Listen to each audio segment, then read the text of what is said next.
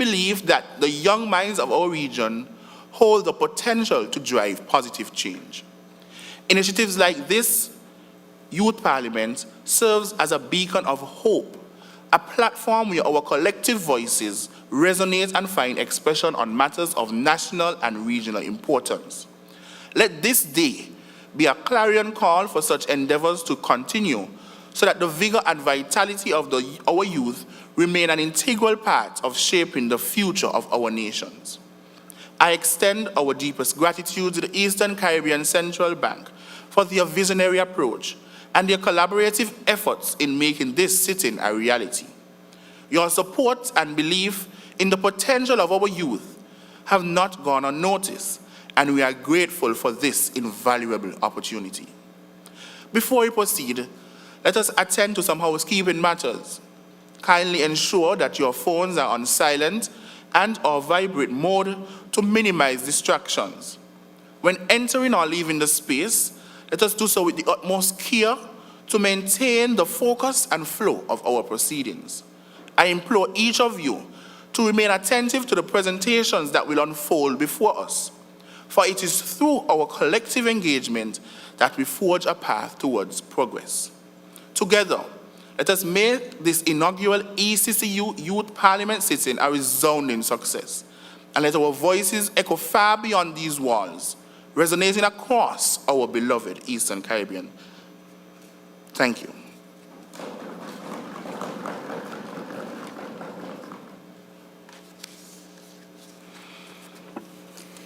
Presentation of papers and reports from select committees. I recognize the Honorable Prime Minister. Mr. Speaker, I beg to lay on the table of the House a strategic action plan to quell youth violence in the Eastern Caribbean.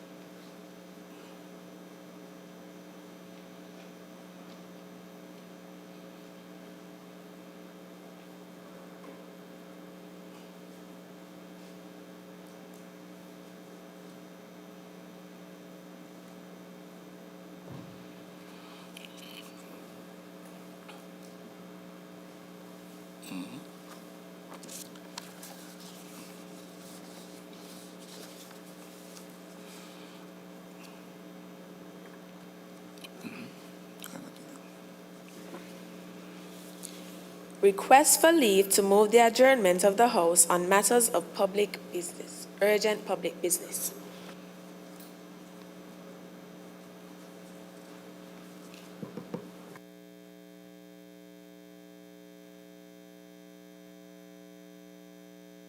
Statements by MPs.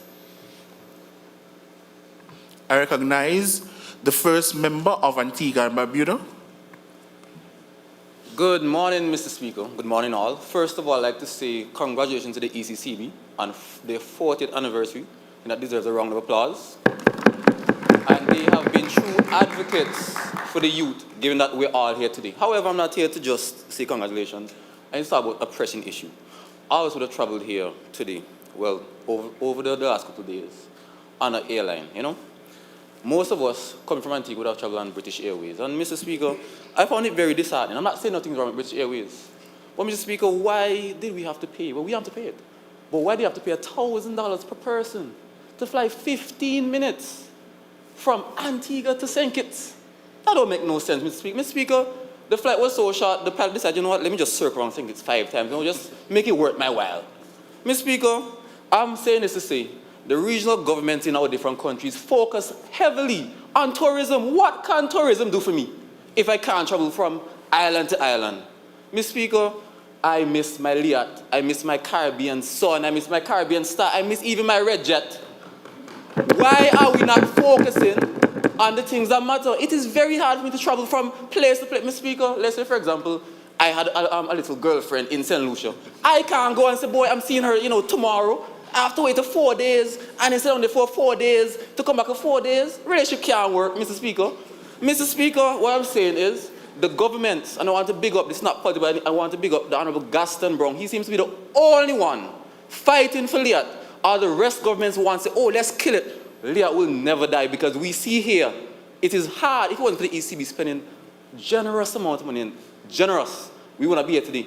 We as young people can't say, boy, we can travel. Why are we focusing on tourism alone in terms of just tourists from overseas? Why can't we do regional tourism? Mr. Speaker, all I'm saying to the governments watching, everybody watching, please let us focus to make regional travel easier for all of us. That's all I have to say for now.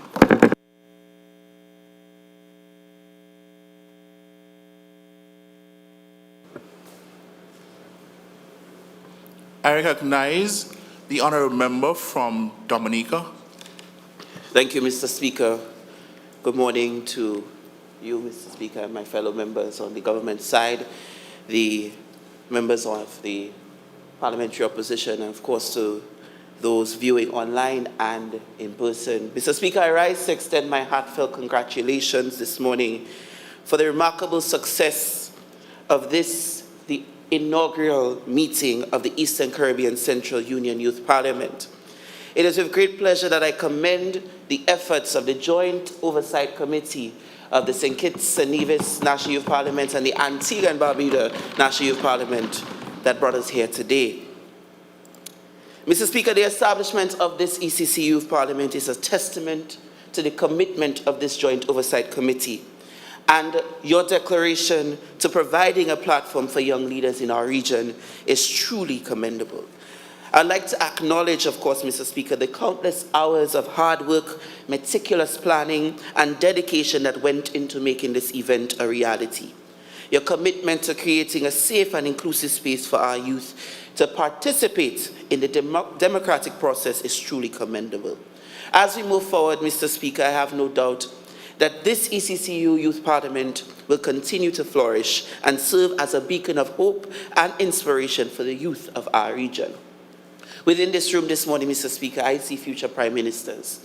I see future leaders of the opposition.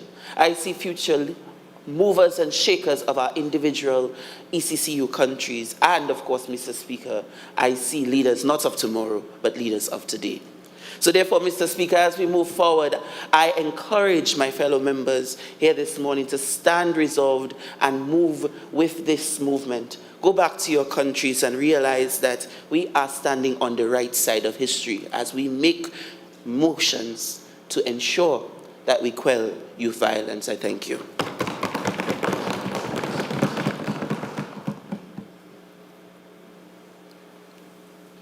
I recognize the first member for St. Kitts and Nevis, Honourable Newman.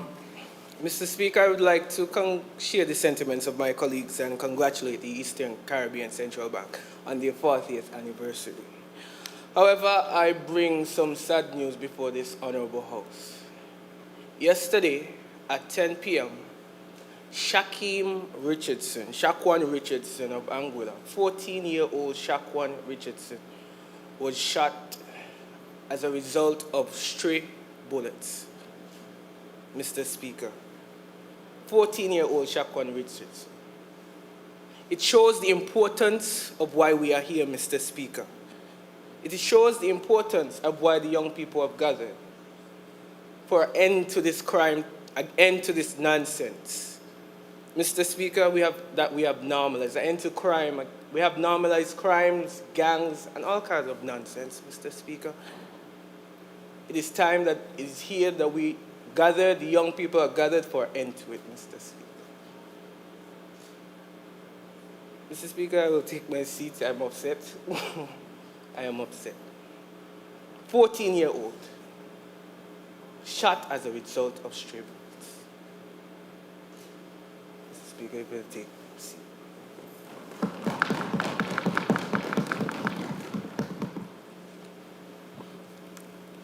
I recognize the first member for Grenada. Thank you, Mr. Speaker.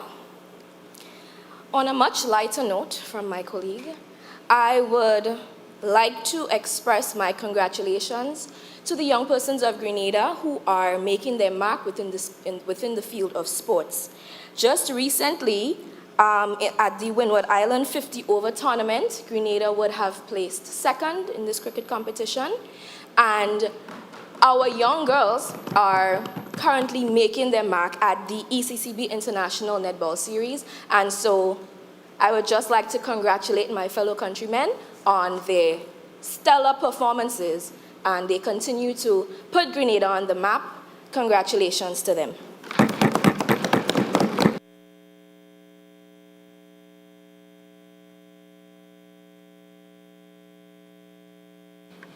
Before we proceed, I would like to recognize the presence of Mr. Sam Conda, former Deputy Prime Minister of St. Kitts and Nevis, and the Clerk of our National Assembly, Ms. Trevelyan Stapleton. Madam Clerk.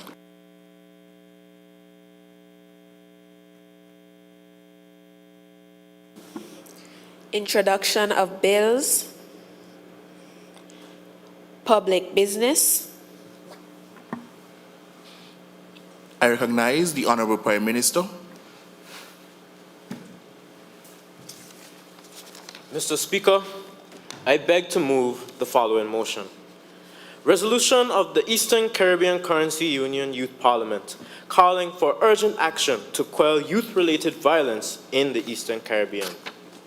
Whereas, at a meeting of the Joint Oversight Committee, the body acknowledged that from 2021 to present, there has been a marked increase in youth-related violence in the Eastern Caribbean Currency Union.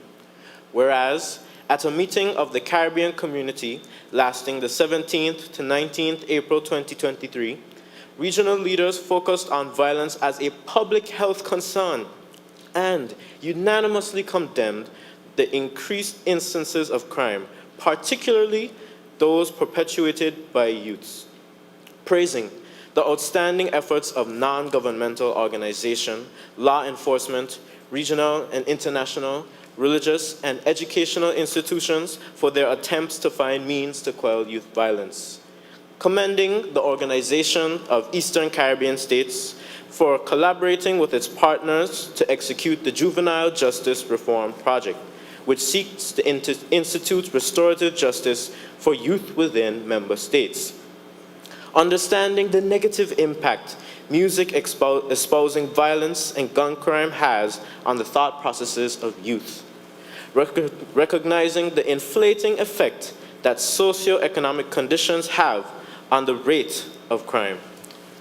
Mr. Speaker, to begin, I'd like to print a quote into your mind from Craig Pickney, which he said in a 2016 TED Talk titled, "The Real Roots of Youth Violence." And I quote, "It takes a village to raise a child. However, if young people feel they are not part of our village, they will burn it down to feel its warmth." A third form student grazed by bullets trying to catch the bus many months ago. A fourth form student who was stood up at gunpoint engaging in a PE class in May. And just yesterday, a shooting incident midday occurring involving my school where one person was fatally injured and Shaquan lost his life. These are the signs of my community burning down, and it is our duty to extinguish these fires that burn our community, and not only extinguish, but make sure that future fires do not occur. As the Minister of Education, I wish to investigate the biggest issue that we face in school causing youth violence. But before I do, I'd like to say that school can be looked at as a machine where we put into almost helpless toddlers, and by the end of it, we're supposed to retain adolescents who are ready to be productive members of society. However, Mr. Speaker, when this machine is producing an alarming amount of members who are engaging in violent acts, it is clear that this machine needs maintenance. So, Mr. Speaker, I'd like to say that attention is the main issue. When there is room for attention to be lost from the school content, there is room for violence. Why do I see John roaming around the hall and Peter loitering in the bathroom stall? And when I look at them, I see various reasons for why they are not paying attention in school, and why the type of person they are, and how they are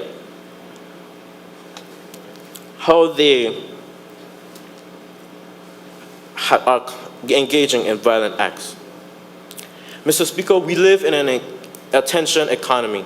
The longer people and businesses can keep you engaged, the more money and the more value they can suck out of you, and the more time from school that you lose. School is losing the attention battle. In regards to attention, Mr. Speaker, our systems are too standardized. I'd like to present a metaphor where a crow, a monkey, a penguin, elephant, goldfish living in a bowl, and a seal and a dog are lined up in front of a man, and behind them stands a 35-foot tall oak tree. The man says, for a fair selection, everybody will take the same exam. Please climb that tree. Mr. Speaker, it would be stupid if we were to believe that all of these animals had a fair chance at climbing that tree while being graded equally. We humans are the same. We all have different strengths and weaknesses, and we've all adapted in different ways based on situations that we've come across and environments we've been in.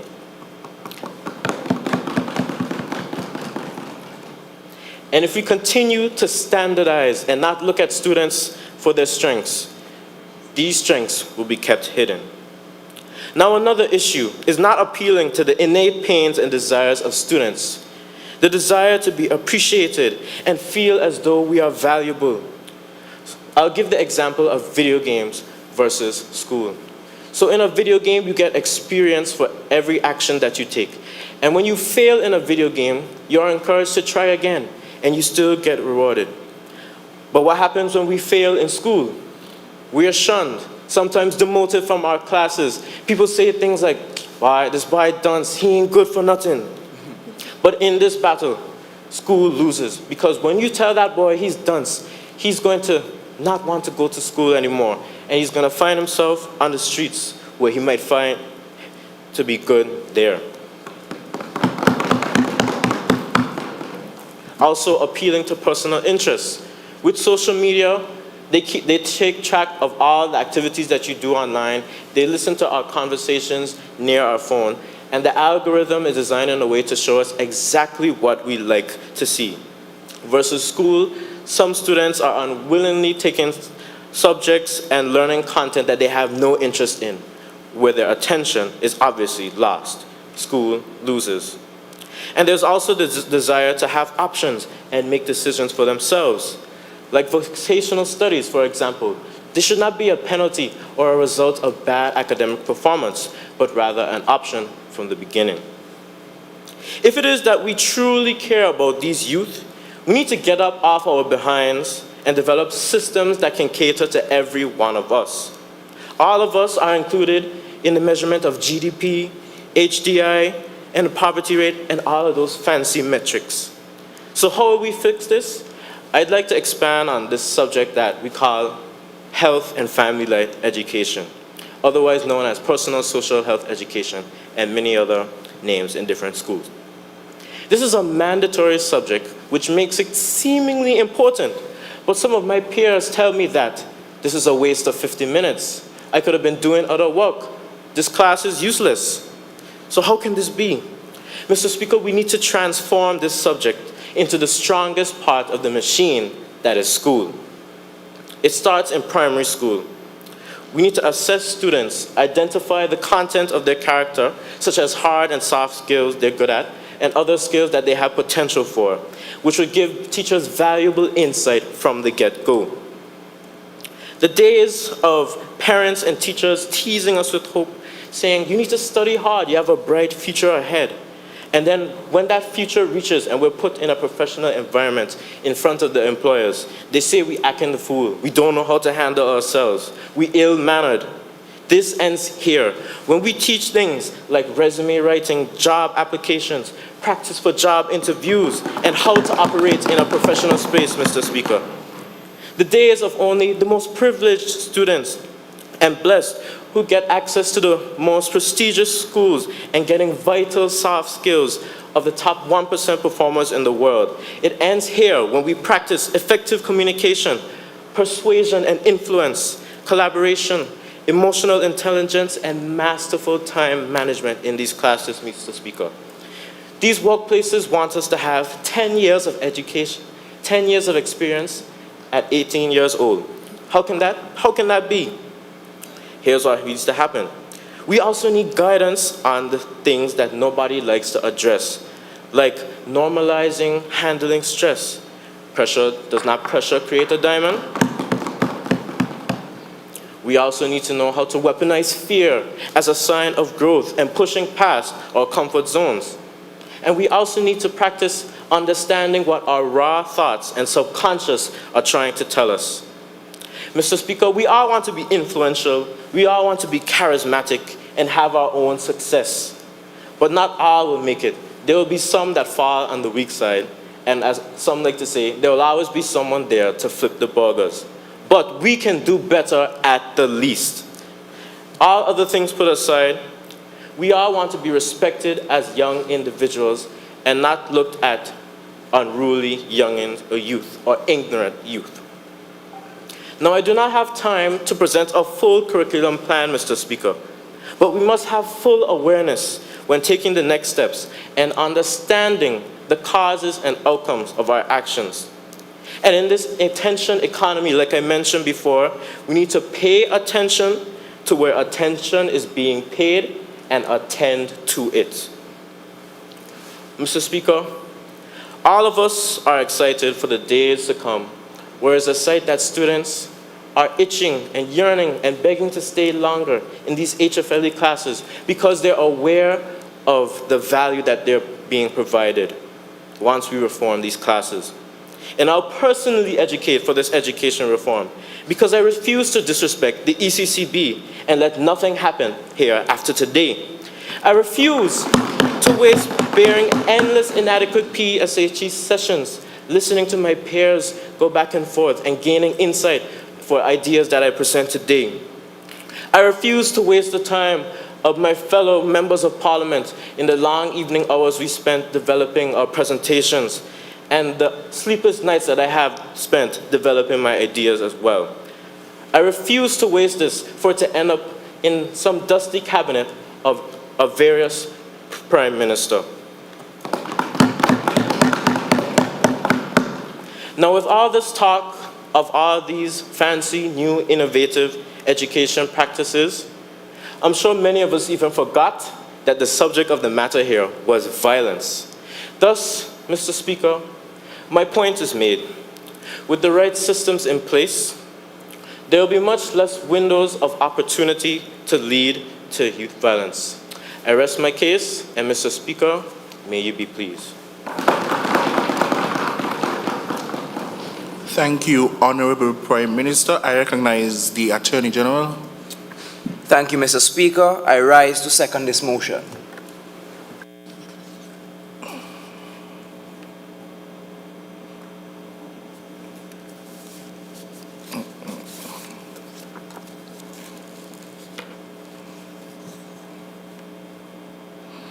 It has been moved and seconded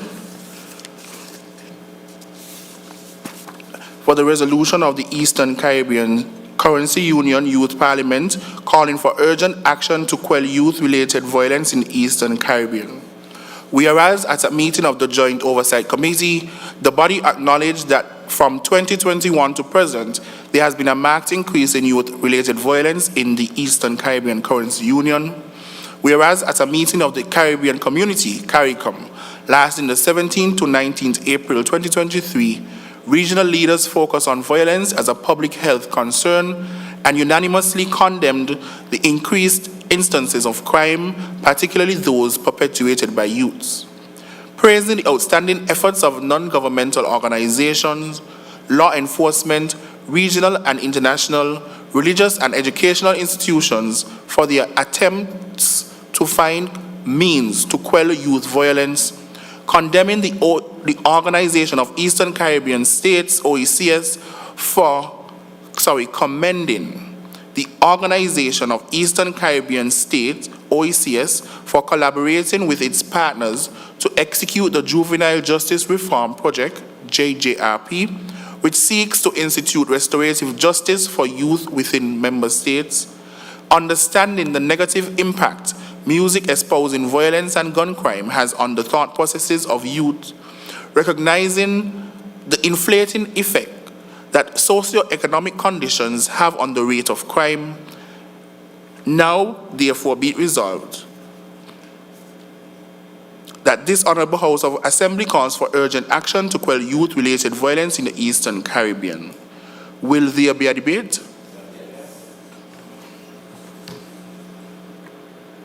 I recognize the Honorable Leader of Opposition, First Member for Dominica.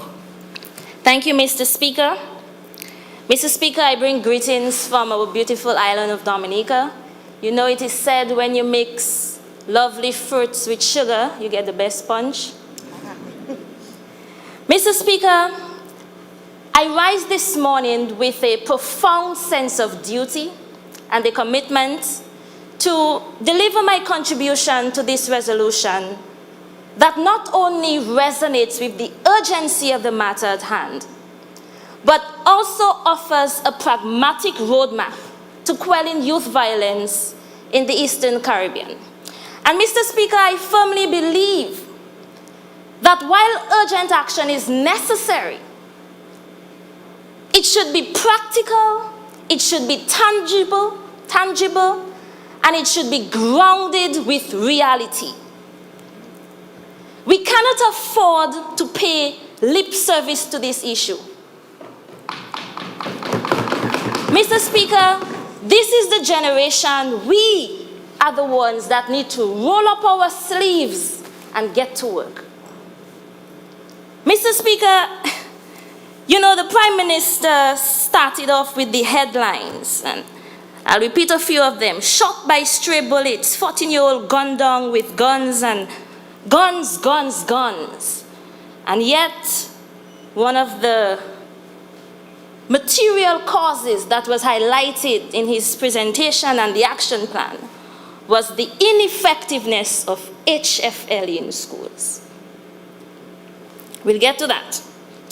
Now, in Cape Caribbean Studies, we learn when you're doing an SBA, you have to reach to the solutions, you have to identify the problems, you have to identify the root causes. So of course we begin by, first of all, acknowledging the stark reality that youth violence has in our region from 2021 to present.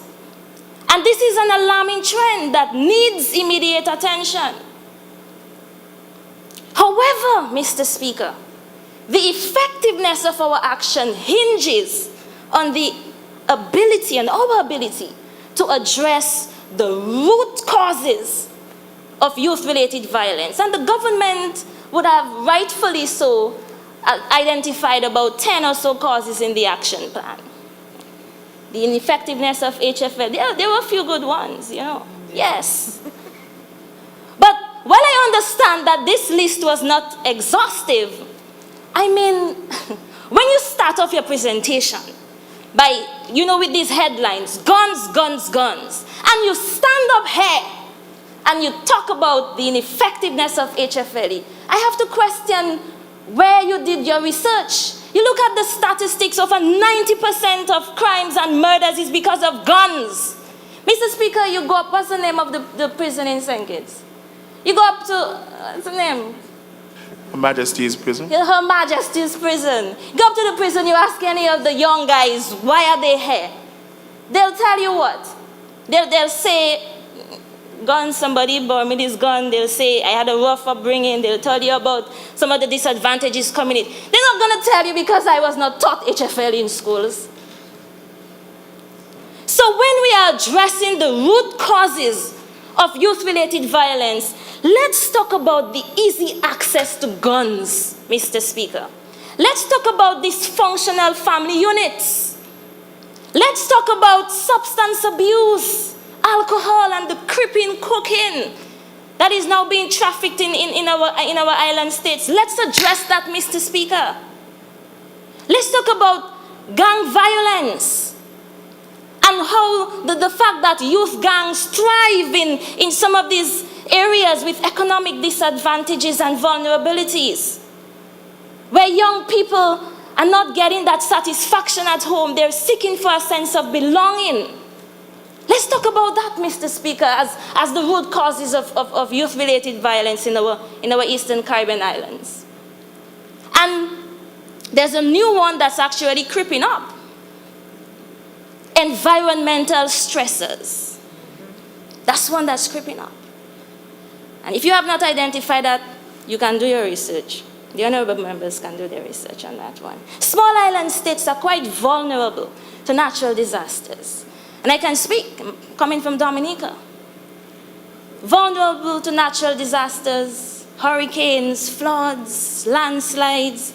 And what these stressors do, Mr. Speaker, is that they lead to displacement, economic instability, and increased tensions. And you know, when young people get frustrated, you know what they resort to? That's a new one that we have to tap into. And that's where the importance of an effective data collection policy comes in. Now, Mr. Speaker, we have identified the root causes. They're brilliant, root causes from the government side, but in addition to what I mentioned, that was missing. How can you miss out guns, access to guns? Anyway, Mr. Speaker, about 7 months ago, our CARICOM heads of government met, and they rightfully so recognized youth-related violence as a public health concern. 7 months ago, 17 murders later, more than 17 murders later. And I am still waiting for an action plan that not only treats the symptoms, but also heals the underlying issues that lead to youth violence. The Minister of Health, I'm waiting for him to stand up and tell us if that is how a government tackle a pandemic. Because you consider it a public health concern, right? How do you handle a pandemic? This is an approach you take to tackle a pandemic. You not only treat the sick, but you also implementing measures to prevent the spread of the disease. Isn't that so? And then you come and you put the necessary measures in place to invest in healthcare infrastructure and invest in research.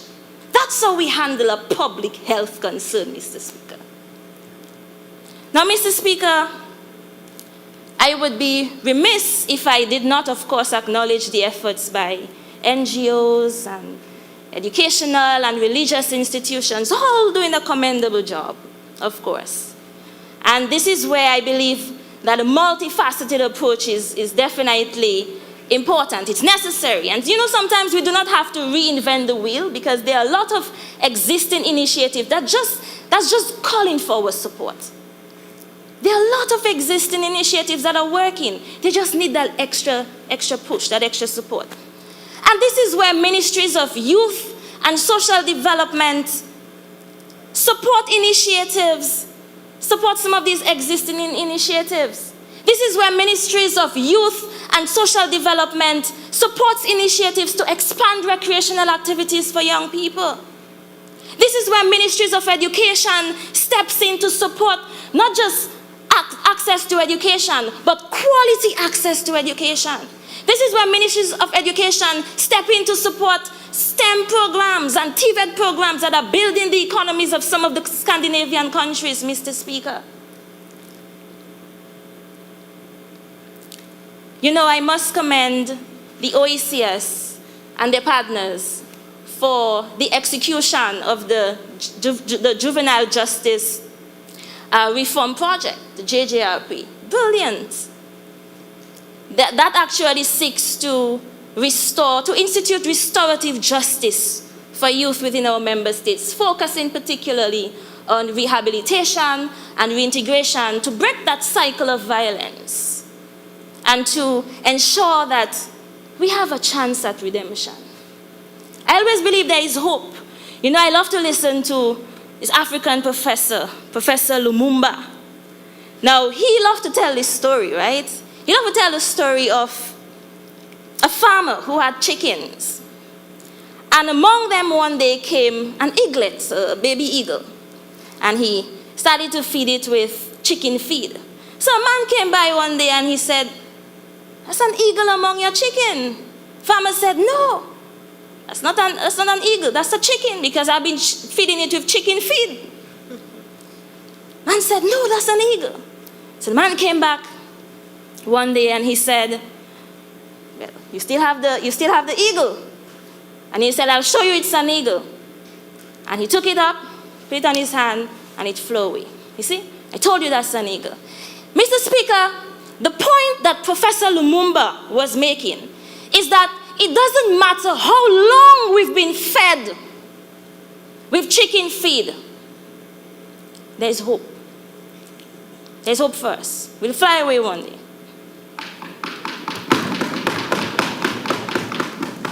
So I do support this initiative by the OECS. It gives young people a chance at redemption, and it really solidifies this three-pronged approach: prevention, intervention, and rehabilitation. Now, Mr. Speaker, we speak about the role of music and the negative impact of music and social media on the thought processes of our youth. And this is a cultural approach. This is a cultural approach, and you need to look at it comprehensively. Engage the entertainment industry, engage with media literacy programs, and constructive engagement at that. But Mr. Speaker, reaching the end soon, Mr. Speaker, when we speak about socio-economic issues, I always cringe when I hear some of these issues being addressed, because I know that we are quite data deficient in our small island states, and we arrive at these policies on the basis of little to no data at all. So how are we coming up with these fancy policies that we have? On the basis of what? You sit on your high chairs and you assume? Mr. Speaker, I believe these socio-economic policies that we need to address is to reduce inequalities in some of these disadvantaged areas, because we know where they are. We know where they are. You want to address crime, youth violence in your Eastern Caribbean state, you go where they are. You go to Antigua, Grace, Farm Point, because you know that's where it's happening. You go to Paul's Lot in St. Vincent. You go to Fritz in Montserrat. You go to Gota in Dominica. We know where they are. Why are we hiding it and sitting down assuming it's HFL we need to be taught? I mean, come on. Let's get real, Mr. Speaker.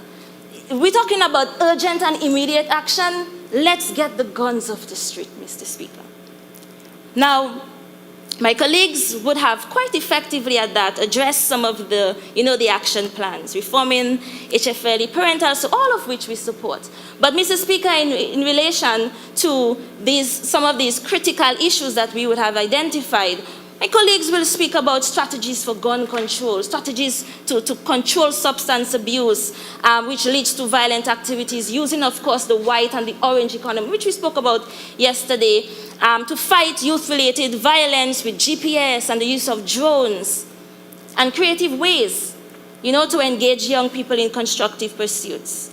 Mr. Speaker, we'll speak about that today.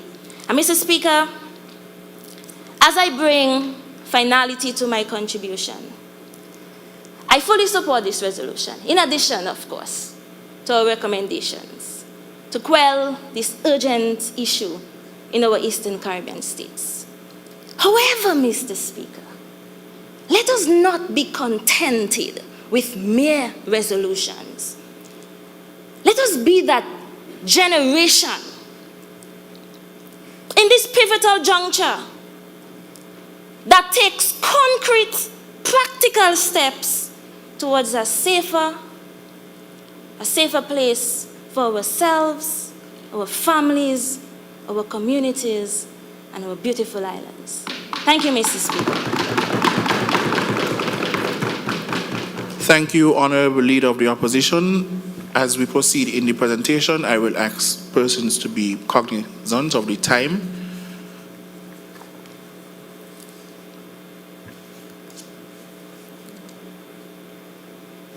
I recognize the first member for Grenada, Honorable Karina.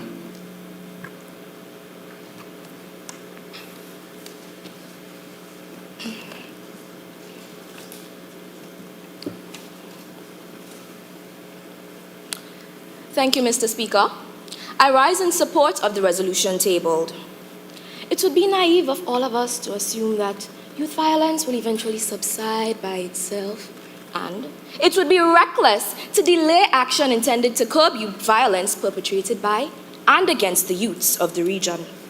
We must move swiftly to adopt this action plan to safeguard our region in the future. Mr. Speaker, youth-related violence is no longer just a social issue. It has now been characterized as a public health concern.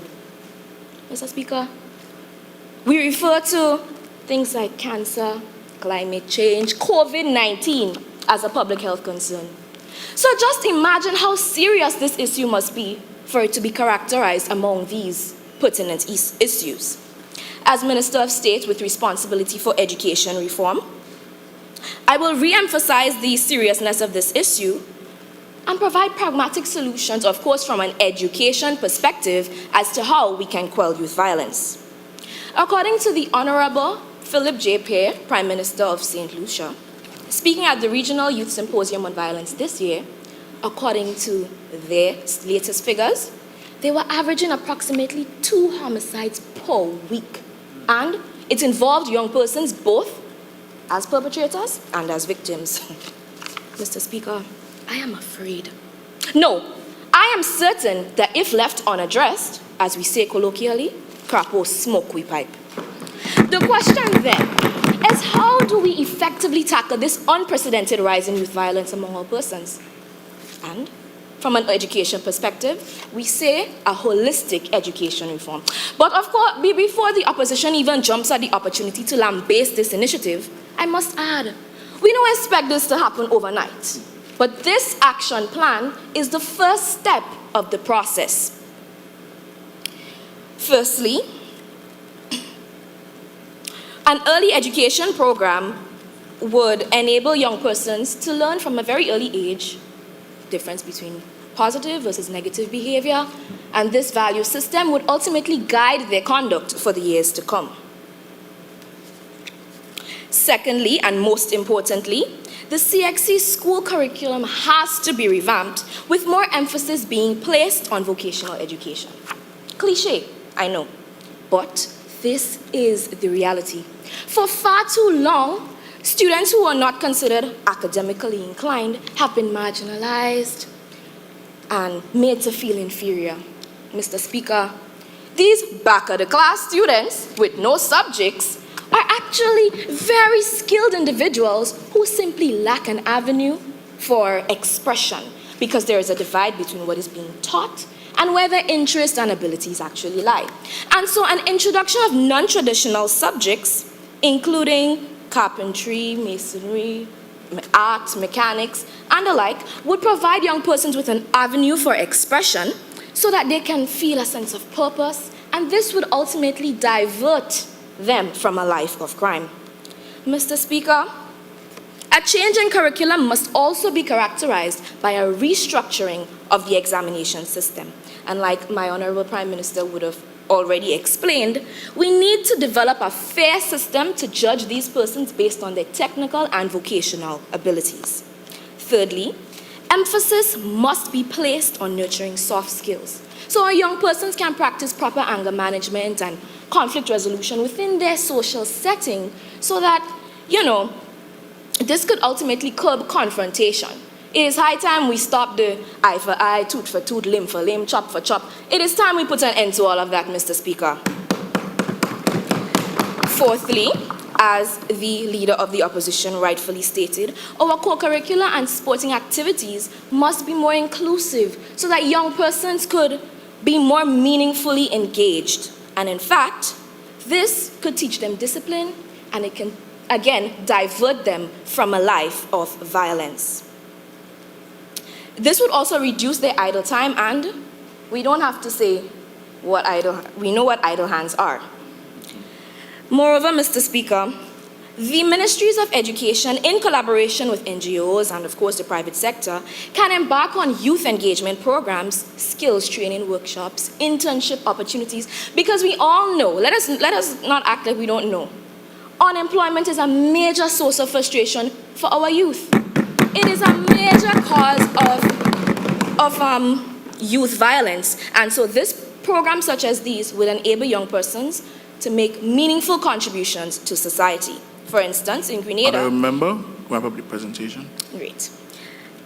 Mr. Speaker, so let us stop playing ring around the rosy. We know we can't address every single thing, but it is in the region's best interest to adopt this action plan. Not only adopt it, but implement it. Let us join together to create a safe place for our young people in the region. Thank you, Mr. Speaker. Thank you, Honourable Member, for that presentation.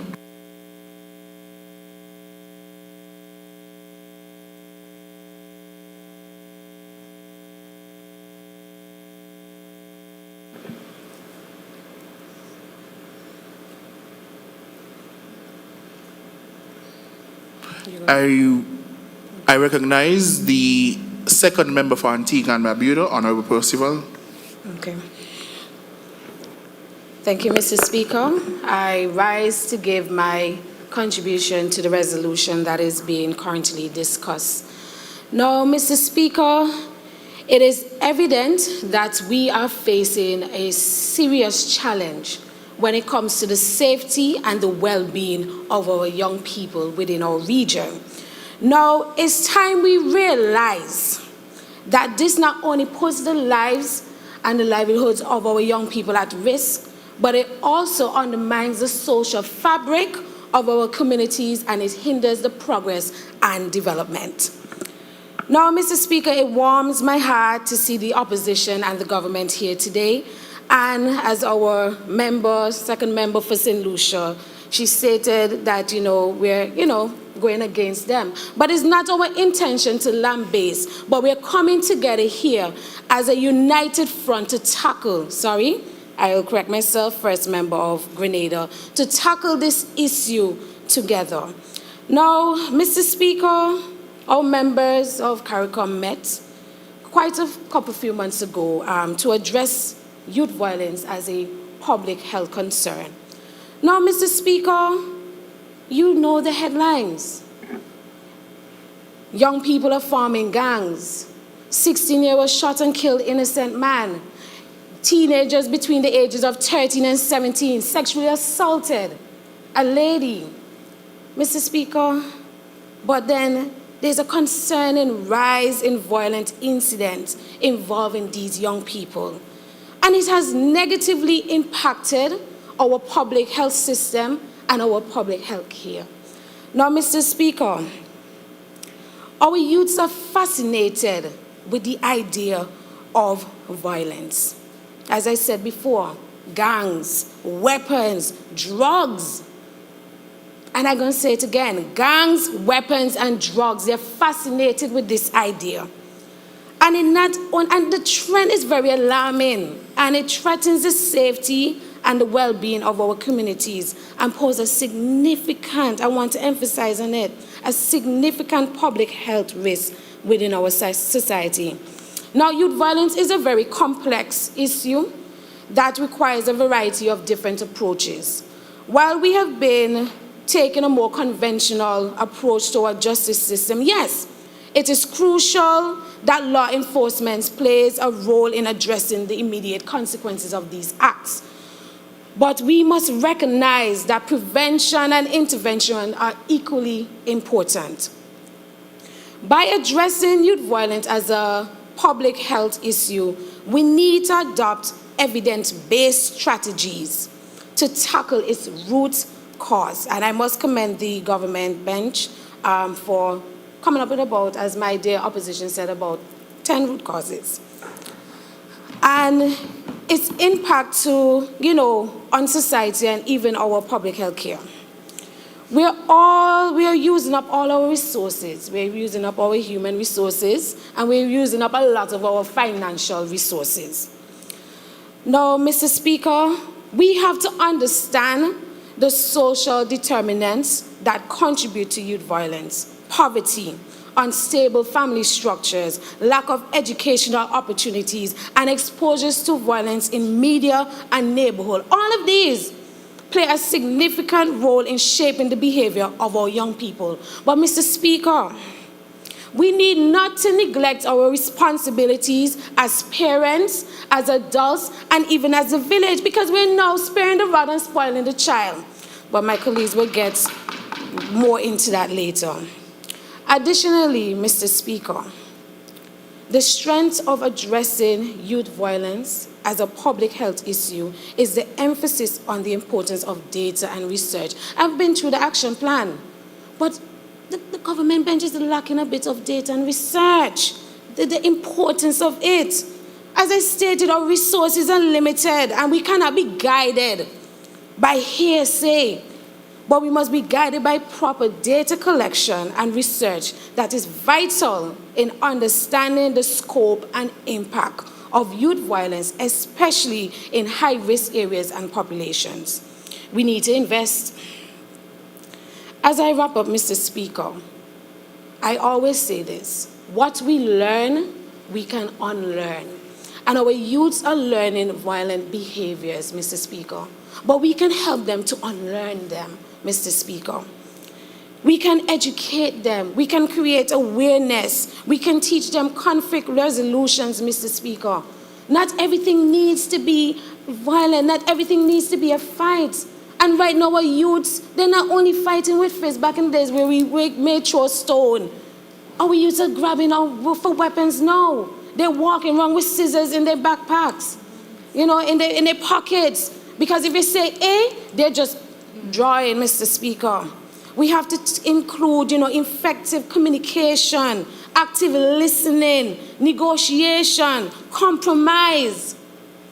Mr. Speaker, we're losing our young men and women. Honourable Member. I'm wrapping up now, Mr. Speaker. We're losing our young men and women because they're going down the wrong road, Mr. Speaker. They're looking towards persons that are going to listen to them, that can say, yes, take this drug, sell it for $5. We have to step up, Mr. Speaker. We have to lay that foundation for a safer and healthier future for our young people. It is our duty to prioritize the issue and allocate the necessary resources to effectively address this issue. May it please you. Thank you, Honourable Member, for that presentation. I recognize the Honourable Attorney General. Thank you, Mr. Speaker. Mr. Speaker, I rise this morning to bring awareness and add my contribution to this issue of youth violence in our region, all while declaring this a state of emergency. Mr. Speaker, every 2 weeks, somebody gets their front teeth knocked out of their head. Just last week, I think, Mr. Speaker, a Jamaican student was hospitalized because he stepped on his classmates' clerks. In my extensive 14 years and 11 months, 5 days of living, I have never seen a more lackadaisical and incompetent response to an issue that affects us so largely. Mr. Speaker, many summits and forums have been held to discuss this problem. As my fellow honorable members stated, about 7 months ago, there was a youth violence symposium held with the member states of CARICOM, and the leaders stated that this is a public health emergency, Mr. Speaker. But 7 months have passed, and we have not seen any action from our leaders.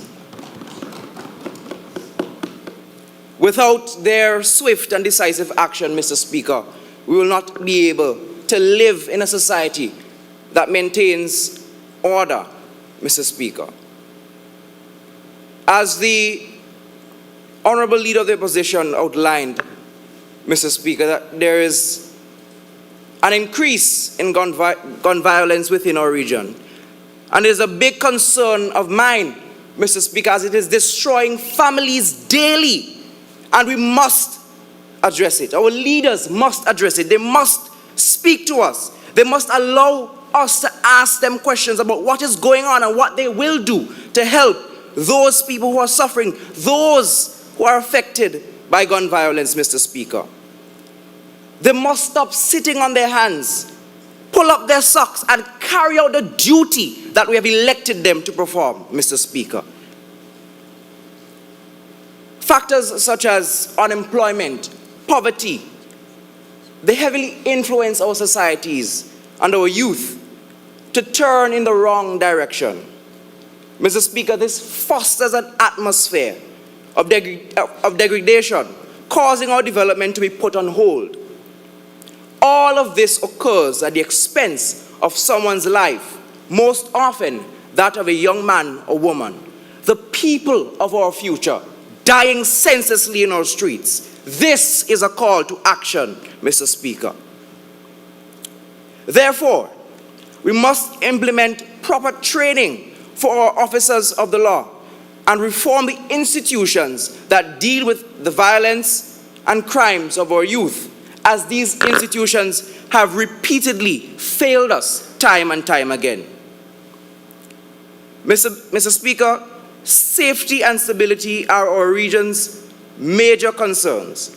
As we progress into the new Caribbean, with a changing world and changing time, our focus should be on the people in line to take leadership positions and many other jobs within our society. Mr. Speaker, the journey, as far as the eye can see, is a long and arduous one. But we must make strides to protect our regional stability and strength, which are most important to our swift development and integration. Mr. Speaker, I am much obliged. Thank you very much for that presentation. I recognize the second member for St. Kitts and Nevis, Honorable Bradley.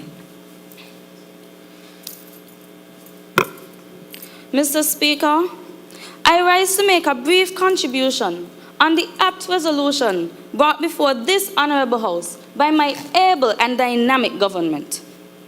Now, Mr. Speaker, it is no secret that the world continues to be plagued by violence of various sorts.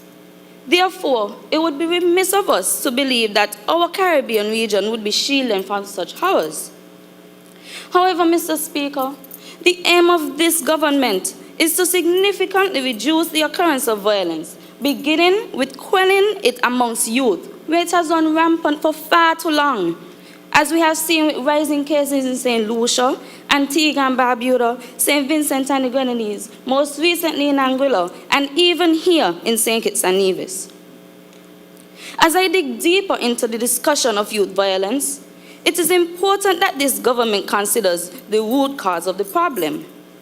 Just like a doctor who seeks to find the right remedy to cure his patient, this government is striving to implement interventions that address the root cause of youth violence. This then begs the most important question: what leads young people to have a mindset towards violence? There are many factors which may lead a young person to possess violent tendencies, Mr. Speaker, but it would be unrealistic to explore the practical solutions to this complex problem without acknowledging a human being's first stage of socialization, the family and the home. Being a part of a family, a child is taught morals and value systems, essentially to learn behavior. A report by the United Nations Entity for Gender Equality and Empowerment of Women revealed that nearly 40% of women across the Caribbean experience violence at the hands of their partners.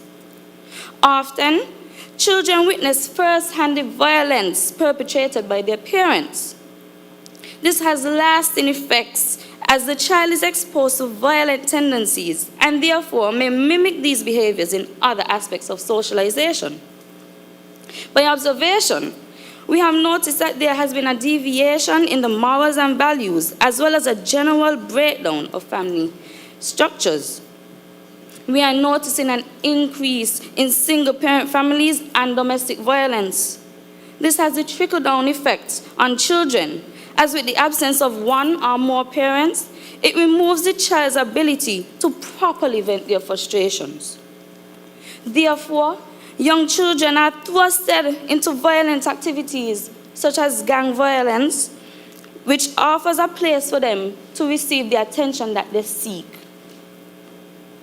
Now, Mr. Speaker, while it is impossible for this government and the relevant ministries to reach into every home across the region, there are measures that we can implement that are within our scope of influence. One such factor is the enhancement in curricular and extracurricular programs that help to turn the tide against violence. An emphasis on sports in schools has the potential to act as a tool in limiting youth interest in violence and crime. Not only would an emphasis on sports teach discipline, conflict resolution, and encourage camaraderie amongst peers, but it would also help in tackling another major health issue plaguing our region, in that of physical health, but we'll leave that for another debate. According to the United Nations Office of Drugs and Crimes, and I quote, "The 2030 Agenda for Sustainable Development underlines the growing contribution of sports as a tool for peace in its promotion of tolerance and respect. It also highlights the contributions that sport can make to the empowerment of communities as a whole, to individuals, particularly women and young people, as well as to health, education, and social inclusion." Mr. Speaker, although the opposition may be led to believe differently, this government is not looking for a quick and easy fix to crime. We believe and we are passionate about long-term solutions that require holistic analysis and intervention to preserve our society and mitigate youth crime and violence. No longer should parents have to mourn the loss of their child or children at the hands of crime and violence. Nor should children likewise have to grow up without their parents due to the same. Mr. Speaker, I close with a quote by W.E.B. Du Bois, who said, and I quote, "The chief problem in any community cursed with crime is not the punishment of the criminals, but the preventing of young people from being trained to crime." May it please you, Mr. Speaker. Thank you, Honourable Member, for that presentation.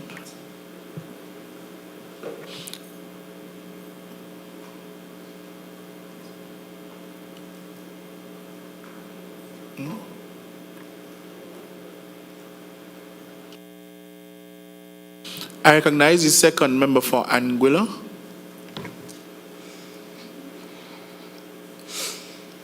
Mr. Speaker, good morning. To my fellow parliamentarians, good morning. Youth violence is not a new topic to our Eastern Caribbean community, although recently, as mentioned in the resolution, there has been a marked increase of it. So, seeing as my mother is a serial sociologist studying criminology and criminal psychology, she influenced me to think of things from a socialization perspective. And my solution to the resolution is the focus on a particular agent of socialization as a means of positively reprogramming the minds of young people as it relates to violence and their reactions to it.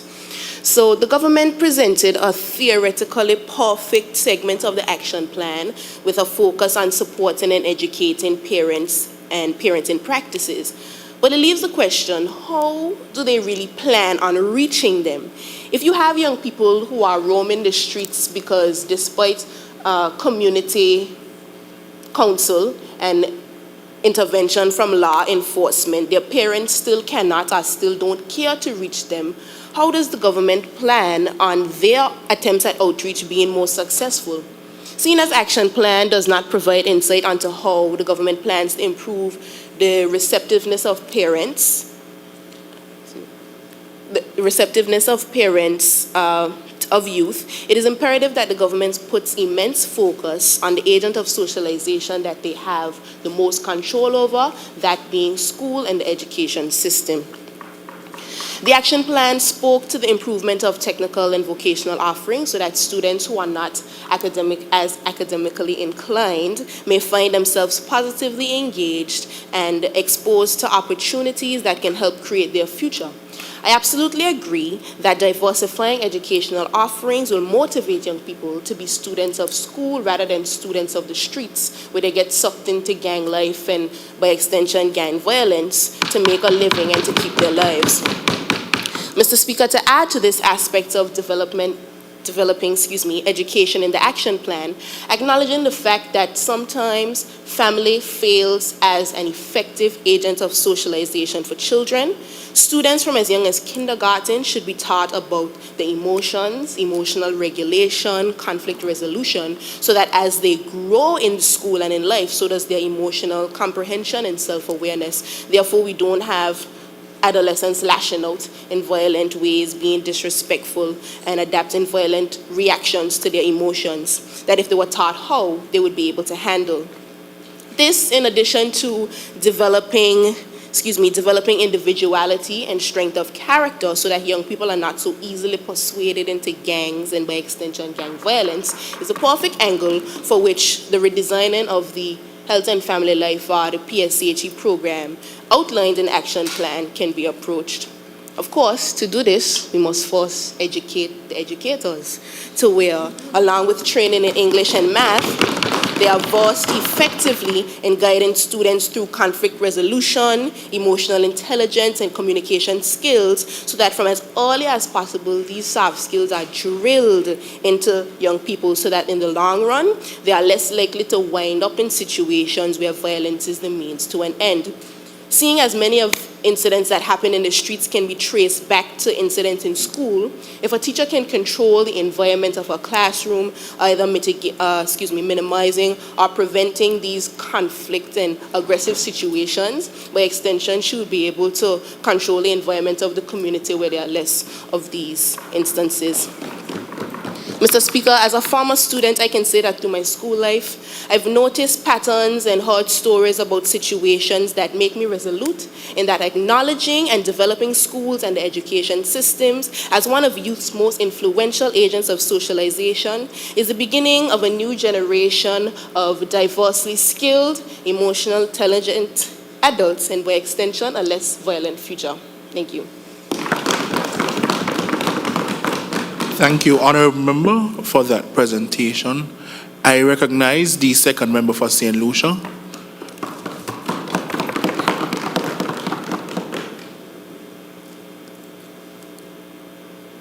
Thank you, Mr. Speaker. Good morning, everyone. Bonjour tout le monde. It is my duty as the Minister for Youth and Social Development and the second member for St. Lucia to join today's fight against youth violence. My aim today, Mr. Speaker, is to highlight some of the numerous ways that youth violence affects youth, national, and regional development. The first of which, Mr. Speaker, is that youth violence disrupts sustainable youth development. As an executive member for the Beaufort South Youth and Sports Council, I can say that the increase of youth violence in my community has put too many of our activities on pause, especially since our constituency is the one with the most recorded homicides in recent history. It is truly disheartening to see the fear in my community, especially when it is caused by the same people we're trying to represent. I mean, the year only has 52 weeks and our murder rate is already at 64. We are forced to cancel meetings and activities out of fear for our safety and that of our attendees, and I am sure that is the case for other youth groups as well. Additionally, this violence is detrimental to young people harnessing important social skills, which is a matter of concern, seeing as the youth are expected to be the leaders of today and tomorrow. The CDC, the Center for Disease Control, states that youth violence can have serious and lasting effects on young people's physical, mental, and emotional health. It can harm development and contribute to impaired decision-making, learning challenges, decreased connections to peers and adults, and trouble coping with stress. An example of this in St. Lucia would be Black Hat Football Tournament, Mr. Speaker. Black Hat Football Tournament was an opportunity for the young people to play football inside of their clubs, to support our friends who played, and to meet up with friends. In St. Lucia, Black Hat was a thing, and it was usually held in Vieux-Fort. However, after being away for a few years due to COVID, coming back, only one was held in Vieux-Fort this year due to safety concerns within my community. Apart from this, Mr. Speaker, youth violence affects those who are most vulnerable in our communities, our children and their education. Students miss out on valuable learning time as well as disruptions in their schedules. When they go home and they witness violence in their communities, they come to the school and they display those same behaviors there. This is an introduction to how violence is learned and how it disrupts the productivity of effective members of society. While teachers may work hard to correct this behavior, it is all undone when they return to the same environment they learned it from. Although the teachers are doing their best, I believe that they will do even better with greater social training to deal with violence among youth and support of other social partners like the youth workers. Training should include helping to address cultural biases, demonstrating empathy, and identifying warning signs. The earlier these signs are detected, the sooner the children can be redirected onto the right path. To conduct this training effectively, there needs to be adequate resources provided, one of which is research. It is high time that us in the Caribbean stop depending on statistics from the US of A because the statistics do not reflect our reality. As for the parents, I urge you, as the biggest stakeholders in your children's lives, to nurture them and give them the necessary character tools that they need to thrive. Drexel Drill states, and I quote, "As parents, one of the biggest jobs we have is teaching our children how to resolve problems effectively. We live in an era where everyone is quick to act the fool over simple issues, as the member for Antigua and Barbuda stated. While it is the parent's job to raise the child, implementing community-based parenting programs and empowering local schools, churches, and organizations will provide a multifaceted approach to mitigating youth violence. Gone are the days when you would see a child misbehaving and they would swiftly be corrected by the lady selling jam by the road. This would always stop the behavior from progressing any further. We have gotten too comfortable drinking water and minding our business. But in the words of St. Lucian Youth Parliamentarian Shonel Eugene, it is time to mind each other's business again. And I repeat,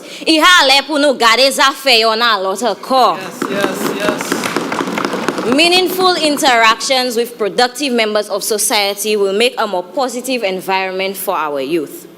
To the youth, I beg of you to join more youth groups that build positive character and present opportunities to you like this one.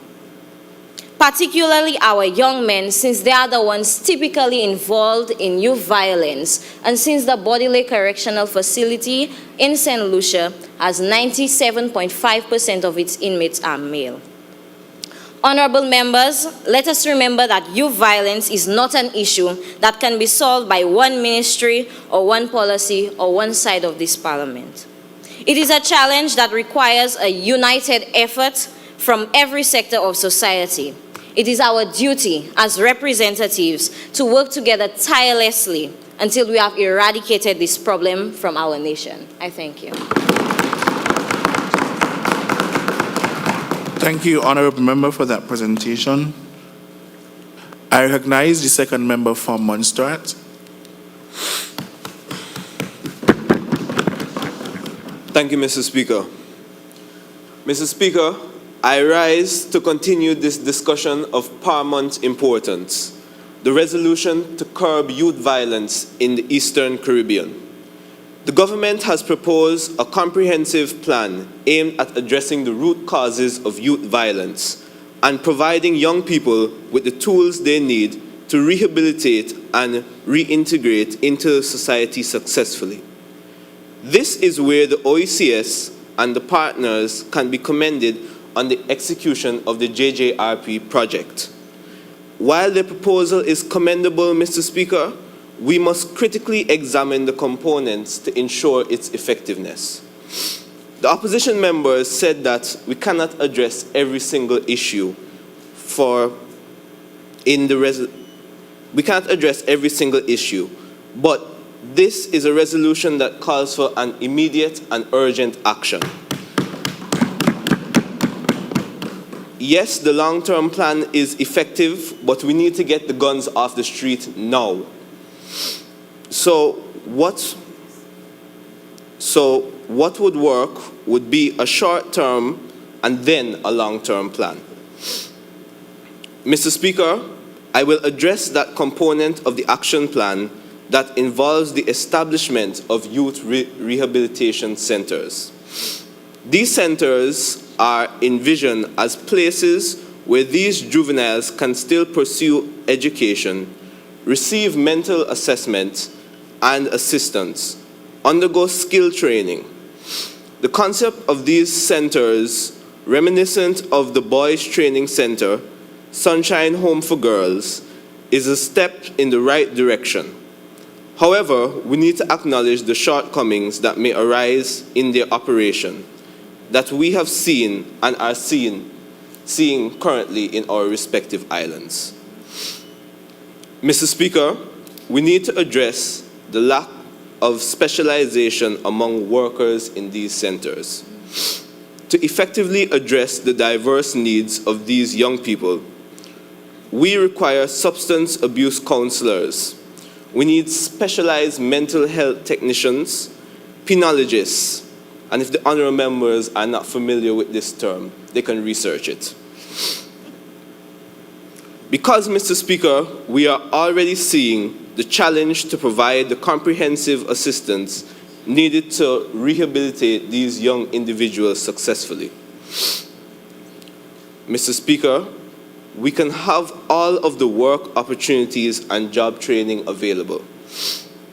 Partnerships created, all of which the government has proposed. But if the government does not establish clear guidelines and support mechanisms to ensure that these opportunities are meaningful and sustainable, we see the risk of relapse into criminal behaviors. In our small island states, we tend to suffer from this monitoring and evaluation syndrome. Therefore, I urge this honorable House that it is imperative for these specialists to receive ongoing training and support and to stay updated on the latest development in mental health care among youth. Because I can tell you, Mr. Speaker, young people are using social media as an educator on everything that is seen in social media becomes a trend in real life. To sum it up, Mr. Speaker, it is our collective responsibility to monitor and evaluate the implementation of these measures rigorously, because it is only through careful consideration and continuous improvement can we hope to make a lasting positive impact on the lives of the young persons in our communities. Thank you. Thank you very much, Honourable Member, for that presentation.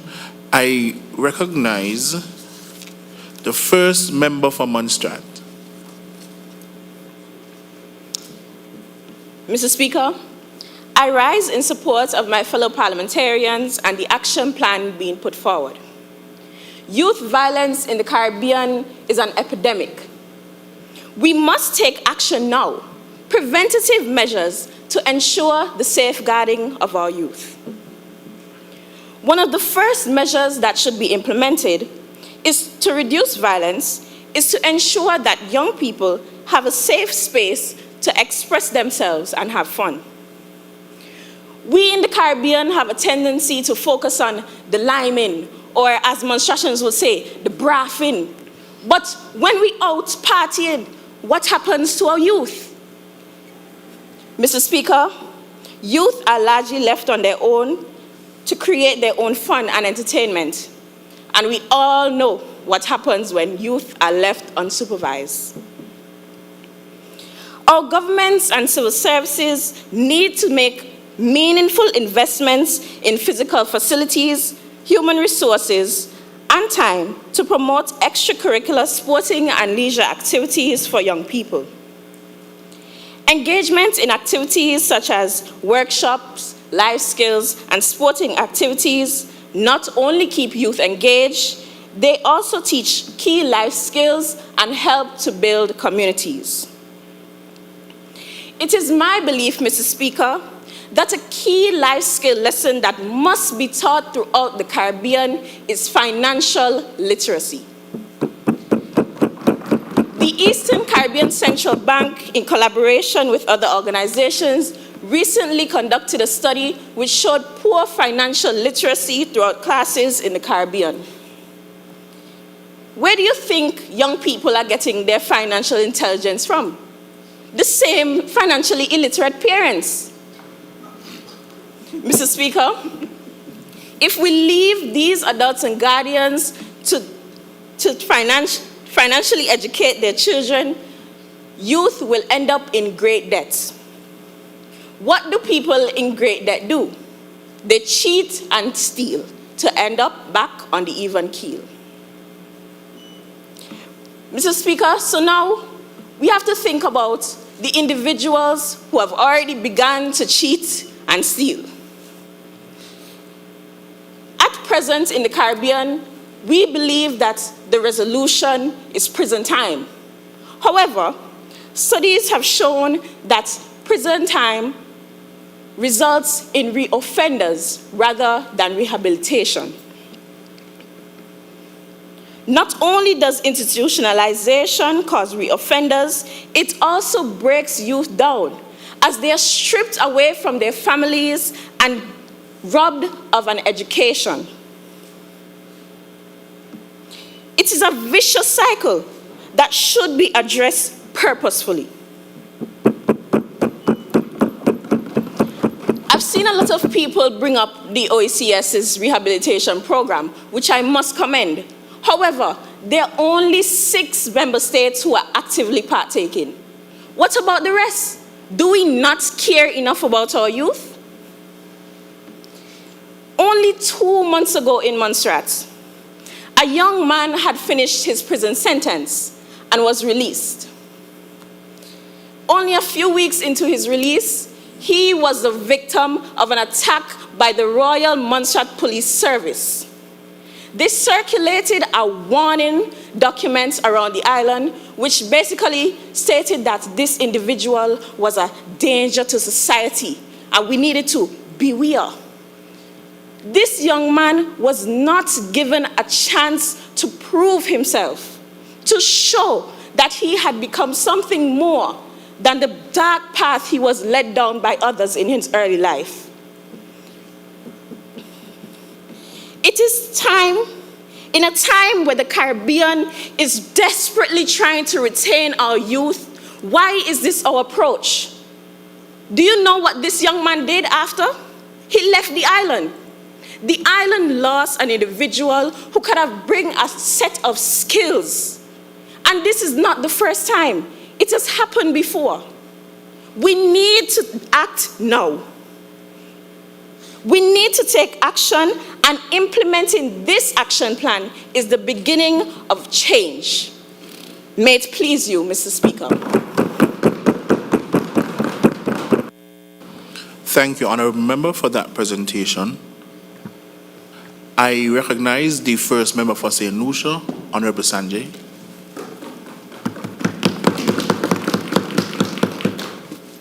Mr. Speaker, my fellow government bench colleagues, the opposition, ladies and gentlemen, today I stand before you to address a pressing, pervasive, and cancerous issue that has plagued our beautiful Caribbean region for far too long: youth violence. A concern for not only our present, but a challenge for our future. Permit me to shed some light on the root causes, consequences, and potential solutions for the youth violence in the Eastern Caribbean. But, Mr. Speaker, first and foremost, we must acknowledge that youth violence is a complex problem deeply rooted in the socio-economic factors of our islands. There are a myriad of underlying causes, such as economic disparities, lack of access to quality education, drugs, and gangs. There is also a breakdown of all our agents of socialization, such as the family, schools, and churches. Quite a number of our youngsters no longer go to spiritual gatherings. They rather resort to the bacchanal and the other pan-knocking events. While it's okay to go to bacchanal and pan-knocking events, we should also remember to incorporate the spirituality to keep us grounded.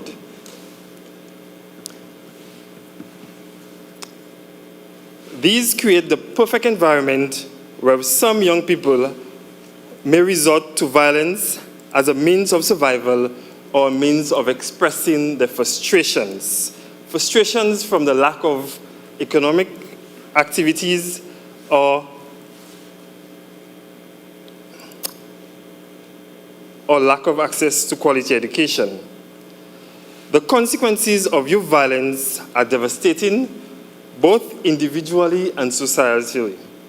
Families suffer when their loved ones are lost through gun violence. For example, in Beaufort, I remember an incident where an entire family was almost wiped out through gun violence, including a 4-year-old toddler. This sent shockwaves through our island. Communities become fractured as fear takes hold and trust diminishes. Our economies are negatively impacted as tourism, a vital source of income, is affected when tourists become deterred as a means of insecurity. Moreover, the future of our region is compromised when our youth are caught in the vicious cycle of violence, hindering the potential growth and success. So what are the potential solutions to these pressing issues? Invest in quality and accessible education for all young people. Provide mentorship and positive role models so that our young people can follow. Community outreach. Reinforce the youthful and inclusive initiatives like community policing, after-school programs, and recreation activities, which can help keep young people engaged and off the streets. Addressing the economic disparities.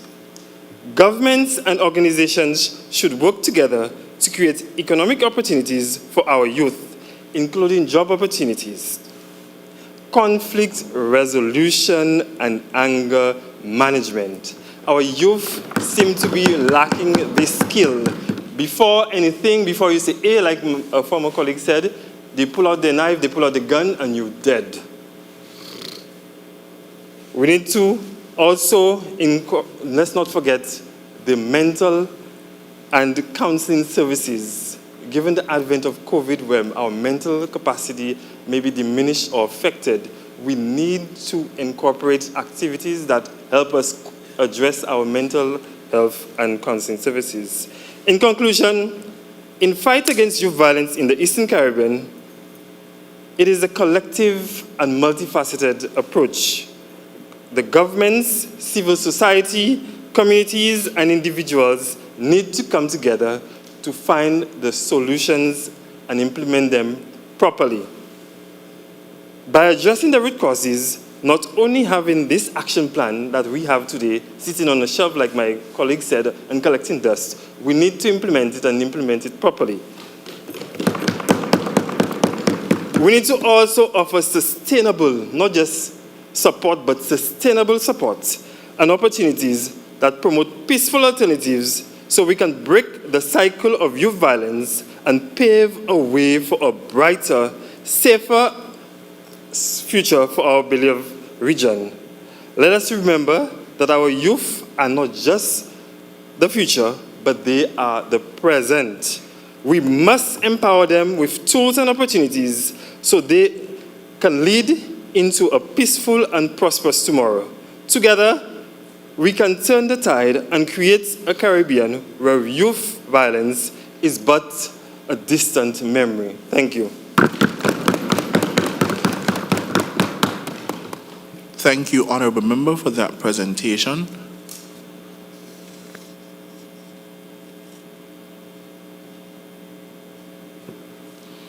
I recognize the first member for St. Kitts and Nevis, Honourable Newman. Mr. Speaker, honourable members, members of the public and the press, the question is, what can we do to prevent, reduce, and overall stop crime in our region? Mr. Speaker, the region is not new to crime. It is something that we have had for a while. It is an issue that our forefathers and that of their fathers have tried to reduce. Some successful in their quest, some unsuccessful, but the question still endures like an unwavering beacon. What can we do to reduce crime? Mr. Speaker, our leaders of today have recognized the pervasive nature of crime within our region to such an extent that we have witnessed the historic declaration by our heads of government acknowledging crime and violence as a public health issue. Today in this honorable house, we have heard many testaments and many solutions and ideas. So I will not add to them, Mr. Speaker. Instead, I'll call for a call to action, a clarion call to action. And I ask for us to elevate crime prevention to the zenith of our priorities and to bolster not only our technological arsenal, but also the intellectual capacity within our national resources. Mr. Speaker, today in this house, the young people have gathered from all over the Eastern Caribbean for a call to action, for leaders, governments, and people to bring about action when it comes to the reduction of crime. Not merely to say it, Mr. Speaker, but to do it. Mr. Speaker, we didn't come here because we like being things. We didn't come here because we want to dress up or to travel. We came here as one resolute voice for a call to action against the incessant crime rate that our countries have come to endure. Mr. Speaker, it is sickening and unimaginable that what we hear sometimes in this region. It is time that we stop the talk and provide the necessary tools, the necessary provision, the necessary solution to quell the unnecessary violence, Mr. Speaker. Mr. Speaker, the first member for Antigua has brought about educational solutions. The second member for Grenada has brought about social economic conditions. But if these objectives are not continued, if these objectives are not heard, then the aspirations and hope of the young people will remain unfulfilled. Secondly, Mr. Speaker, it is time that we prioritize our efforts to reduce crime. Or at least, Mr. Speaker, we come to a decision to put a substantial amount of our resources into this endeavor. Mr. Speaker, we can slow down some of our operation in the Foreign Affairs Ministry. We can reduce the amount of funding into parks and shows if it is in an effort to prioritize our people's right to life, to prioritize their right to feel safe, and to prioritize their right to move about freely without let or hindrance. Mr. Speaker, to add to that, increasing our technology and intellectual capacity to attack these crimes is of paramount importance. Mr. Speaker, what I mean by that? We must be smarter than them, Mr. Speaker. If we have noticed a rapid increase in the number of supermarket robberies, then let us find the means and the ways to stop it. Let us sit down together and acknowledge that what we are doing is wrong, and acknowledge that the current technologies, such as the cameras, are not as effective as we expect them to be, because the criminals are coming dressed head to toe. Then let us invest in more advanced technologies that will help us to identify these criminals. And yes, these technologies exist, Mr. Speaker. Some of them track the movements of criminals and their body build. Some spray things on these criminals so they can be easily identified. It is just up to us as proactive countries to invest and use the technologies to aid in our efforts to stop crime in our region. The question before us, Mr. Speaker, is not one of identifying the problem. It is one of commitment, innovation, and determination. Let us explore the horizons of possibility, harnessing the collective wisdom and resources of our great region to pave the way for a more safe and secure tomorrow. Mr. Speaker, if we eradicate crime in this region, we will be an unstoppable force. If it pleases you, Mr. Speaker, and if it pleases this honorable House. Thank you very much, Honorable Newman, for that presentation. I recognize the second member for Dominica.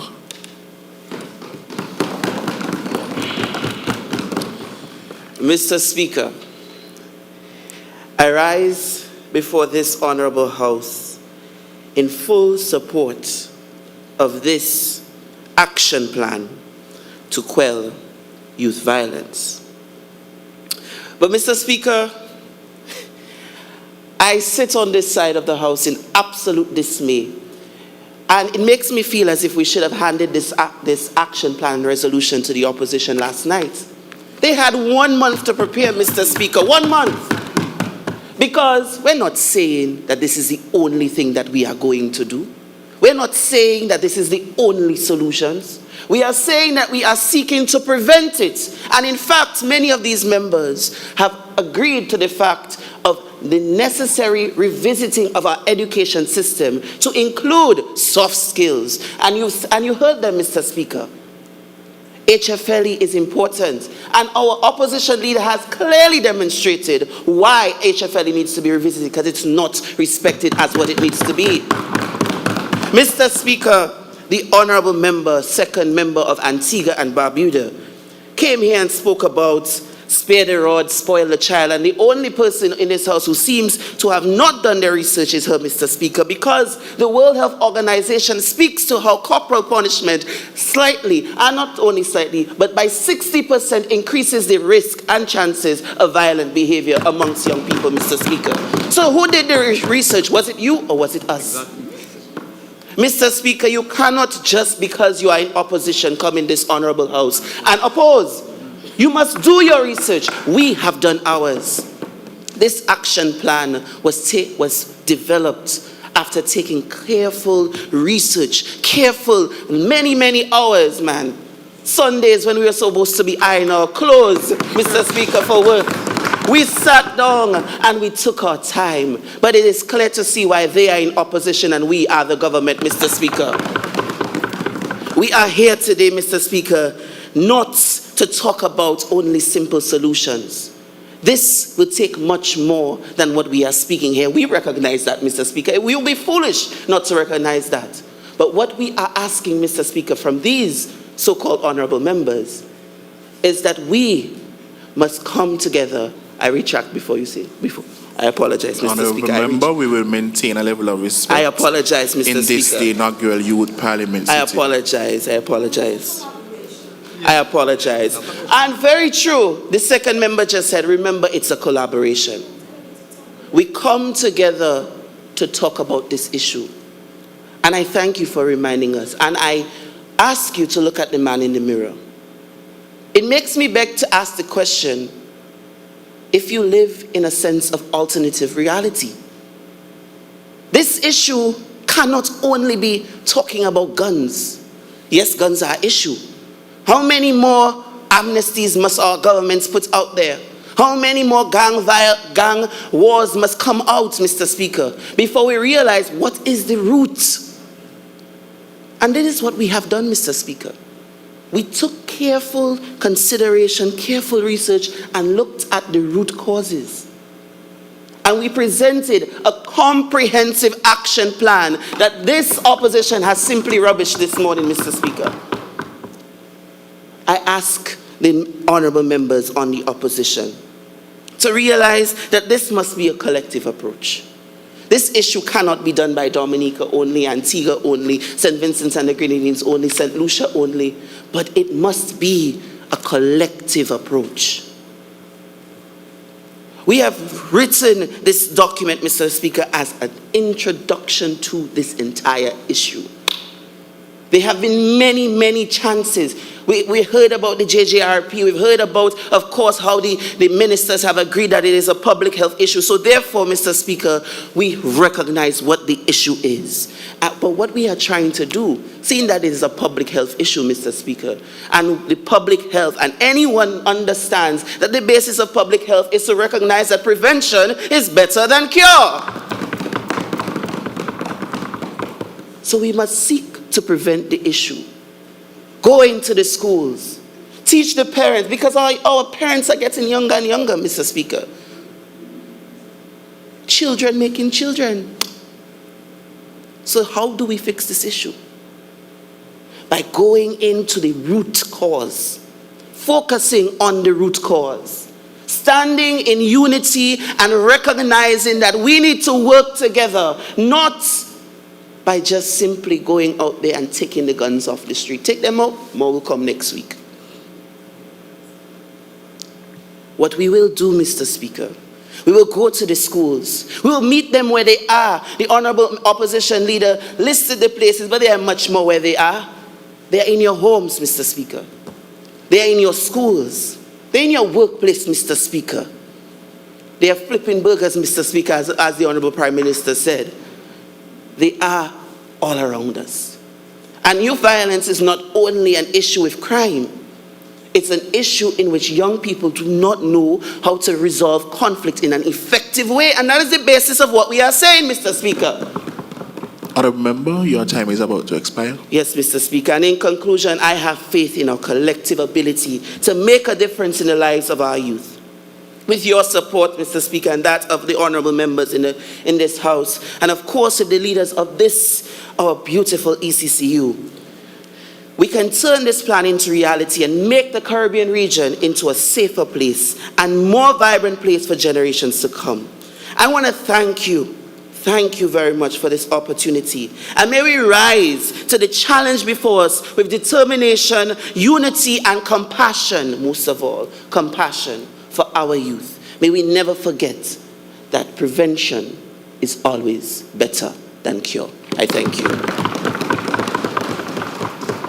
Thank you, Honourable Member from Dominica, for that presentation. I recognize the Honourable Second Member for Grenada.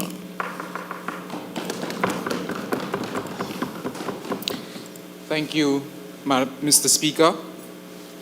Mr. Speaker, I wish to start by making a small correction to a statement that was made by the Honourable Member, Second Member for Dominica. The statement made was that in this age, children are making children. Now, he's partially correct. The correction I have to that is children were making children before. People were making children at a young age before. The difference then, as opposed to now, is that it was a collective approach in terms of the upbringing of a child. There were many extended households that aided in the proper upbringing of a child. And that is the difference as from then to today.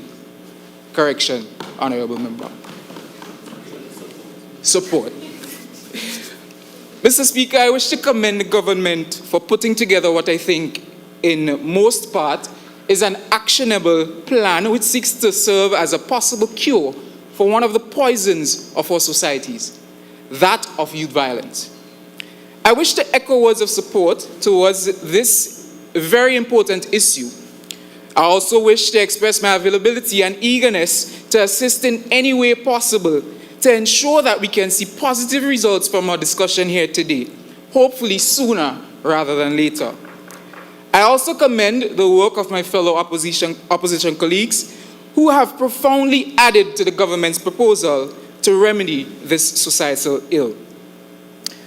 Mr. Speaker, systems like the Juvenile Justice Reform Project, which is geared towards providing restorative and reintegration guidance to young people who unfortunately may find themselves on the wrong side of the law, the work being done by non-governmental organizations and other rehabilitative organizations to help quell youth violence is also recognized and very much appreciated. In another light, Mr. Speaker, permit me to express my humble belief that not every situation requires robust systems and programs in order to see positive and effective change.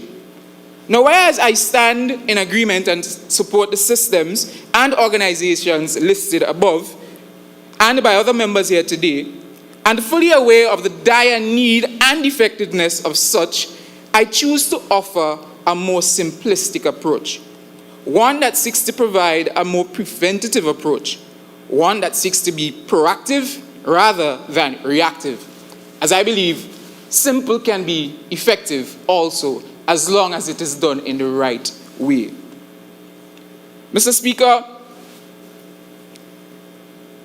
I believe that our society in its current construct has failed us and is failing the youth of our nations in so many ways. So many things have changed. Standards have dropped drastically, and little to no emphasis is placed on the things that kept quite a grip on society and societal ills back in the day.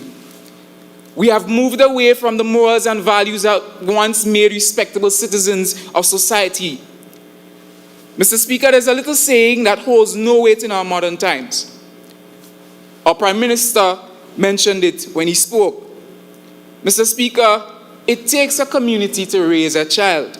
Such was the culture of our society before. Raising a child was a collective effort. Everyone, especially adults, saw it as their personal responsibility to contribute positively in the upbringing of children. Now, I know it would be said that everything changes with time, but to the detriment of what, Mr. Speaker? Or more importantly, to the detriment of who? Now, instead of TEAM, society prefers to spell the shorter synonym. What's alarming is the rate at which we are moving further and further away from our societal glues. It didn't take much generations for this to go out the door. Mr. Speaker, I was raised in that culture. And from my toddler, childhood, adolescent days, which I must say was not so long ago, the disparity now is huge. Mr. Speaker, this, for me, comes down to two words: responsibility and accountability. But in order for this to be applied... Your time is about to expire. Thank you. But in order for this to be applied, we need to face the hard truths. The fact that we are the ones who make up society simply means we are a part of the problem. And in many instances, we are the problem. So, personal responsibility that sees Mr. John, who has no blood relations to Miss Debbie up the road, but has the responsibility to correct her child when he goes offline. Personal accountability that sees you and I not do as we please, when we please, how we please in the public, because we know that the young persons in our society are looking at us and are modeling what we do as adults. We have a personal responsibility. And although this would not alleviate or completely remove the issue of youth violence, it will definitely help in finding solutions. I thank you. Thank you, Honourable Member, for that presentation.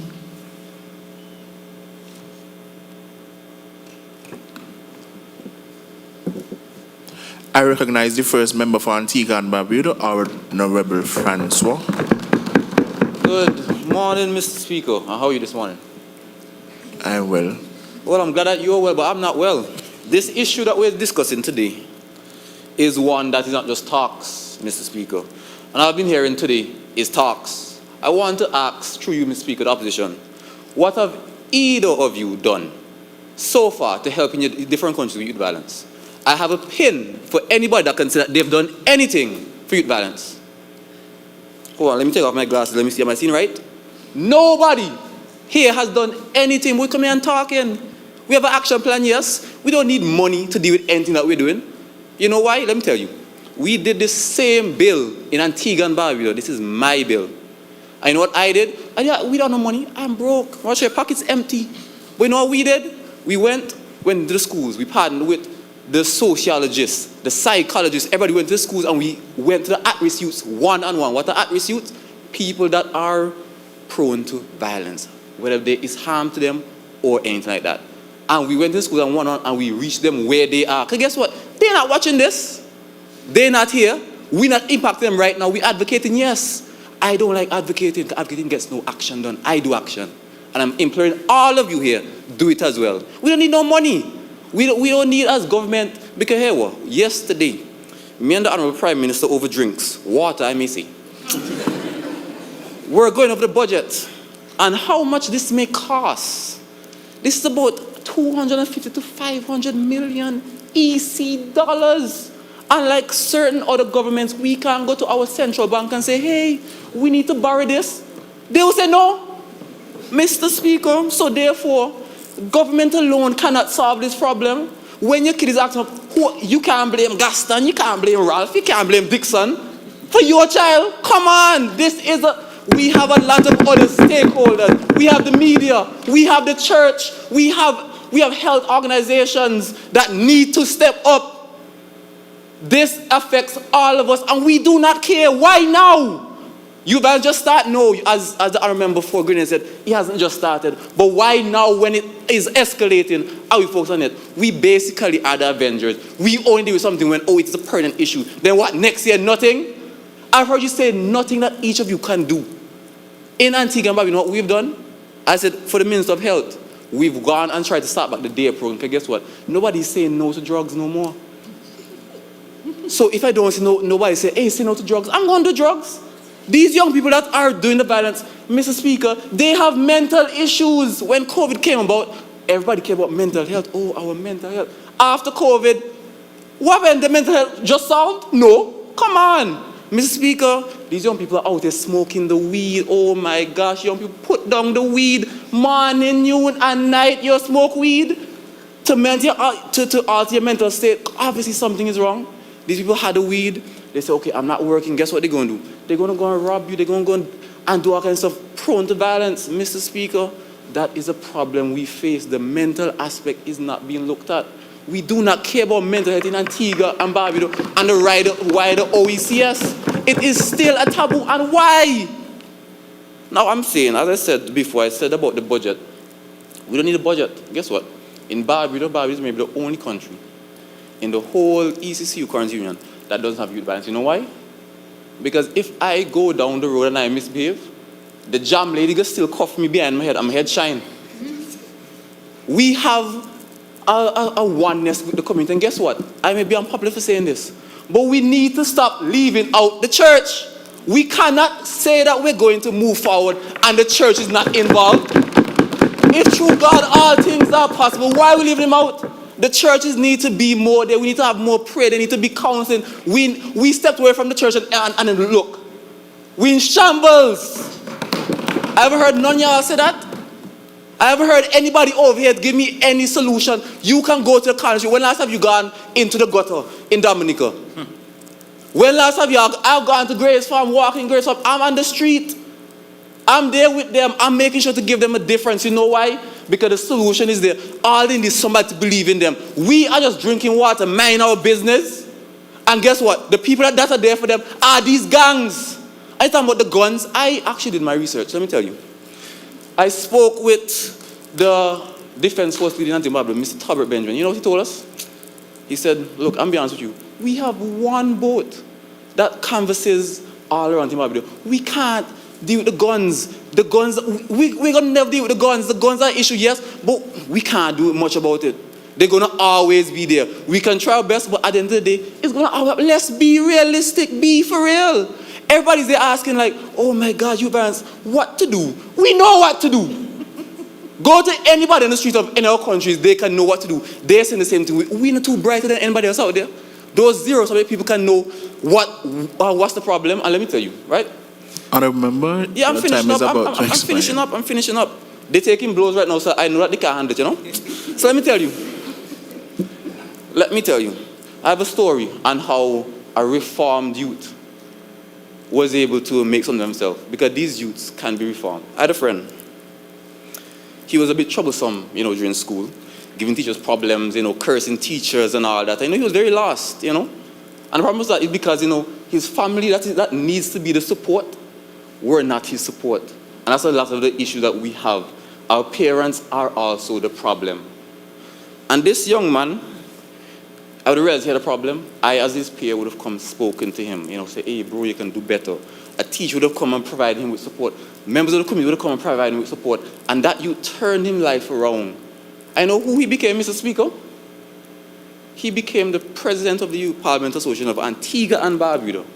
Kamali Mannix is key and evidence and an example that once we put together our very, very well robust plan, it can help all people. We can have the Kamali Mannix off the street and into the Youth Parliament. Mr. Speaker, that is all I have to say. May it please, Mr. Speaker. Thank you very much, Honourable Member, for that presentation. I finally recognize the second member for St. Vincent and the Grenadines, Honourable Baptiste. Thank you, Mr. Speaker. I rise to give my contribution on the call for urgent action against youth violence in the Eastern Caribbean. I like that word, urgent, because it speaks to the pressing issue plaguing our region, wreaking havoc on our communities and trying to cripple our already vulnerable economies. Mr. Speaker, headlines like Bloody Week in SVG are becoming far too common. Just a couple months ago, we witnessed the tragic murder of 7 young lives over the span of 2 days, the youngest being a mere 13 years old. And as you've heard here today, these headlines seem to ripple throughout our islands. So I must agree with my colleagues and the heads of government that the issue of youth-related violence is indeed a public health emergency. As we wrap up our presentations today, I find the need to reiterate and solidify the need to address the root causes of youth violence. These were identified by the government, but what I must say, it's not that we're saying that health and family life is not an issue, but rather what we're saying is that some of these causes are simply more significant than others. Let us look at socioeconomic factors, exposure to violence. These are more significant and as such require a higher sense of urgency. Acknowledging this, I must commend all my colleagues for their scholarly presentations to tailor and rectify this issue. I, however, am going to delve into what I think is a bigger cause, probably the biggest cause, the issue of the pervasive gun culture that seems to be running rampant throughout our islands. Far too many of our young people have access, own, and are dying at the arms of these illegal weapons. Mr. Speaker, with a homicide count of 40 that almost matches the record set in 2022, I do not think, actually I know, that we're not doing enough to quell youth violence here in the Eastern Caribbean. Mr. Speaker, pretty statements being issued by our Chief of Police proclaiming that SVG is still a safe place simply do not suffice. What we should be doing is strengthening our approach through the collaboration of our law enforcement with community leaders, agencies, and stakeholders. These partnerships will seek to create incentives that will lead to community policing initiatives that will help to have a group of persons in community looking out at the multiple access points that are available in our islands. All our police cannot man all of these access points, but by having these groups in communities, we'll be able to make a significant dent in the amount of illegal weapons and substances that enter our shores. And by doing this, we can become a governing body of actions and not mere words. Mr. Speaker, there's no denying that there's illicit trafficking and trade of these illegal contraband, making it far too easy for any disgruntled youth to gain access to guns. But we need to look at our fellow islands in the ECCU. Let's take, for instance, St. Lucia, who've recently announced that they're going to be implementing the initiative of using drones for surveillance and policing. These measures using the technology that we have to take up things that our police simply cannot do on their own are ways that we're going to efficiently tackle youth violence. Let's look at Dominica, who has labeled the month of October as Gun Amnesty Month, calling and urging our young people to bring in their guns without fear of repercussions. By creating avenues like this and opportunities, we can help to push our youth to bring in their weapons, because sometimes it's not that they don't want to get rid of it, but they do not have the proper means. I mean, how many times have you heard of our young people being killed by their same own illegal firearm? It happens all of the time. What we need to focus on is the recruitment and the training of our police officers. And not just training, but frequent training. I mean, crime is evolving. Our police officers need to evolve with it also. It's not simply enough for them to say, we did a little training at the start. We need to continuously train our officers. Let's talk about police station upkeep. Have you seen the state of many of our police stations? How can we ever expect our police officers to perform efficiently if they do not live in efficient means? Mr. Speaker, the implementation of these actions, when coupled with the initiatives set by the governments, will help to quell youth violence. Let us combine all of this along with restorative justice programs to help to stop repeat offenses, and maybe one day we can finally get to the root of the issue. As we say in SVG, it's going to take all of we, and if not, may God have mercy on our soul. May I please, Mr. Speaker?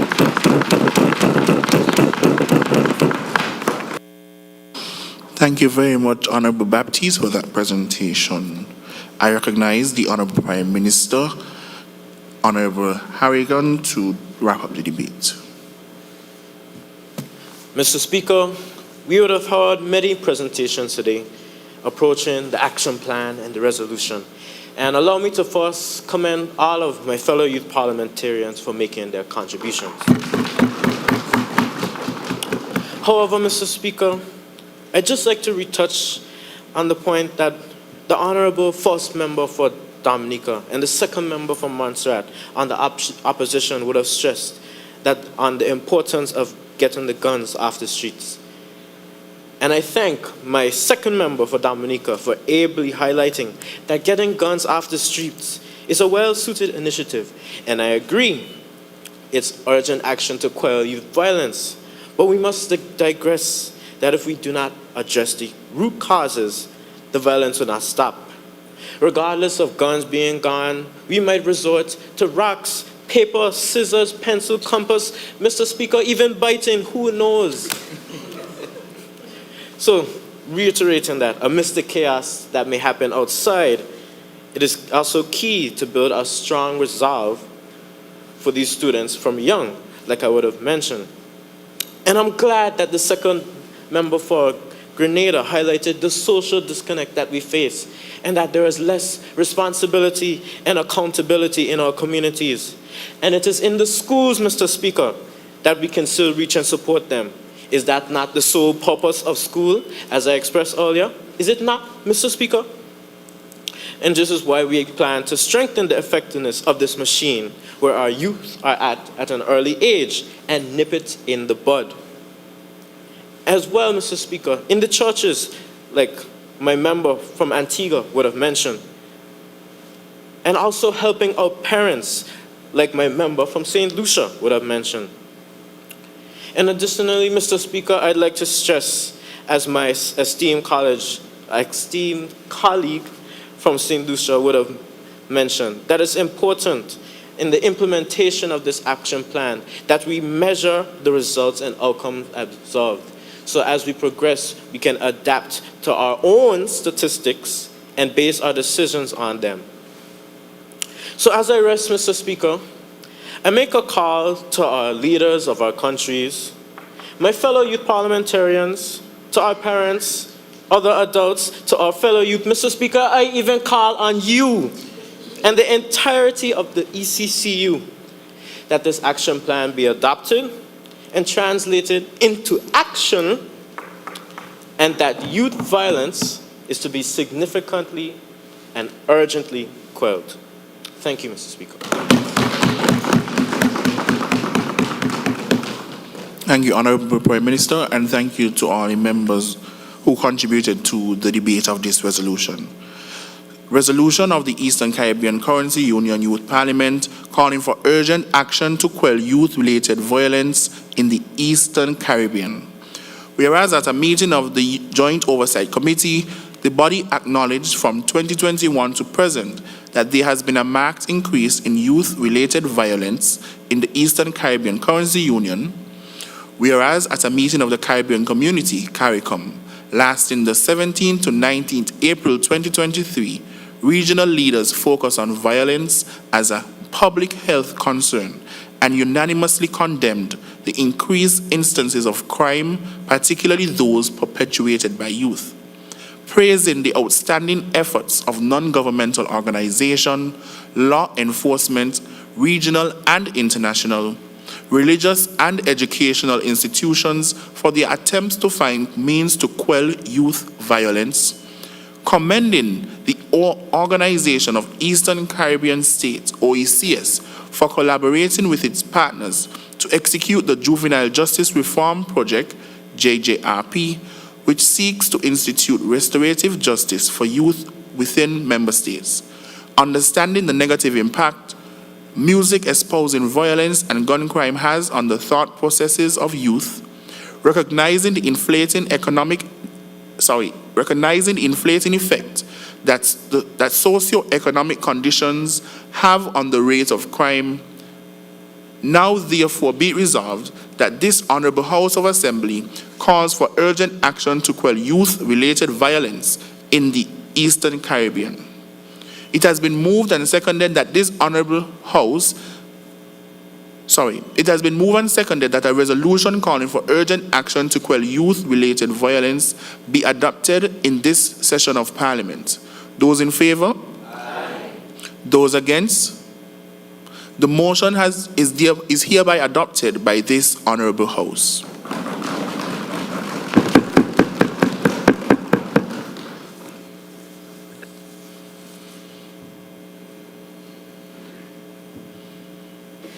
Adjournment. I recognize the Honorable First Member for Antigua and Barbuda. Thank you, Mr. Speaker. I think that we've had a wonderful time at this debate. I'm glad that it will be passed, but I think it's time for us to go and get some food to eat. So I want that this Honorable House be adjourned, signed aye. I recognize Honorable File. Yes, Mr. Speaker, I rise to second the motion. It has been moved and seconded that this Honorable House stands adjourned, sine die. The question is that the Eastern Caribbean Currency Union Youth Parliament sitting do now stand adjourned, sine die. Those in favor? Aye. Those against? This House now stands adjourned, sine die.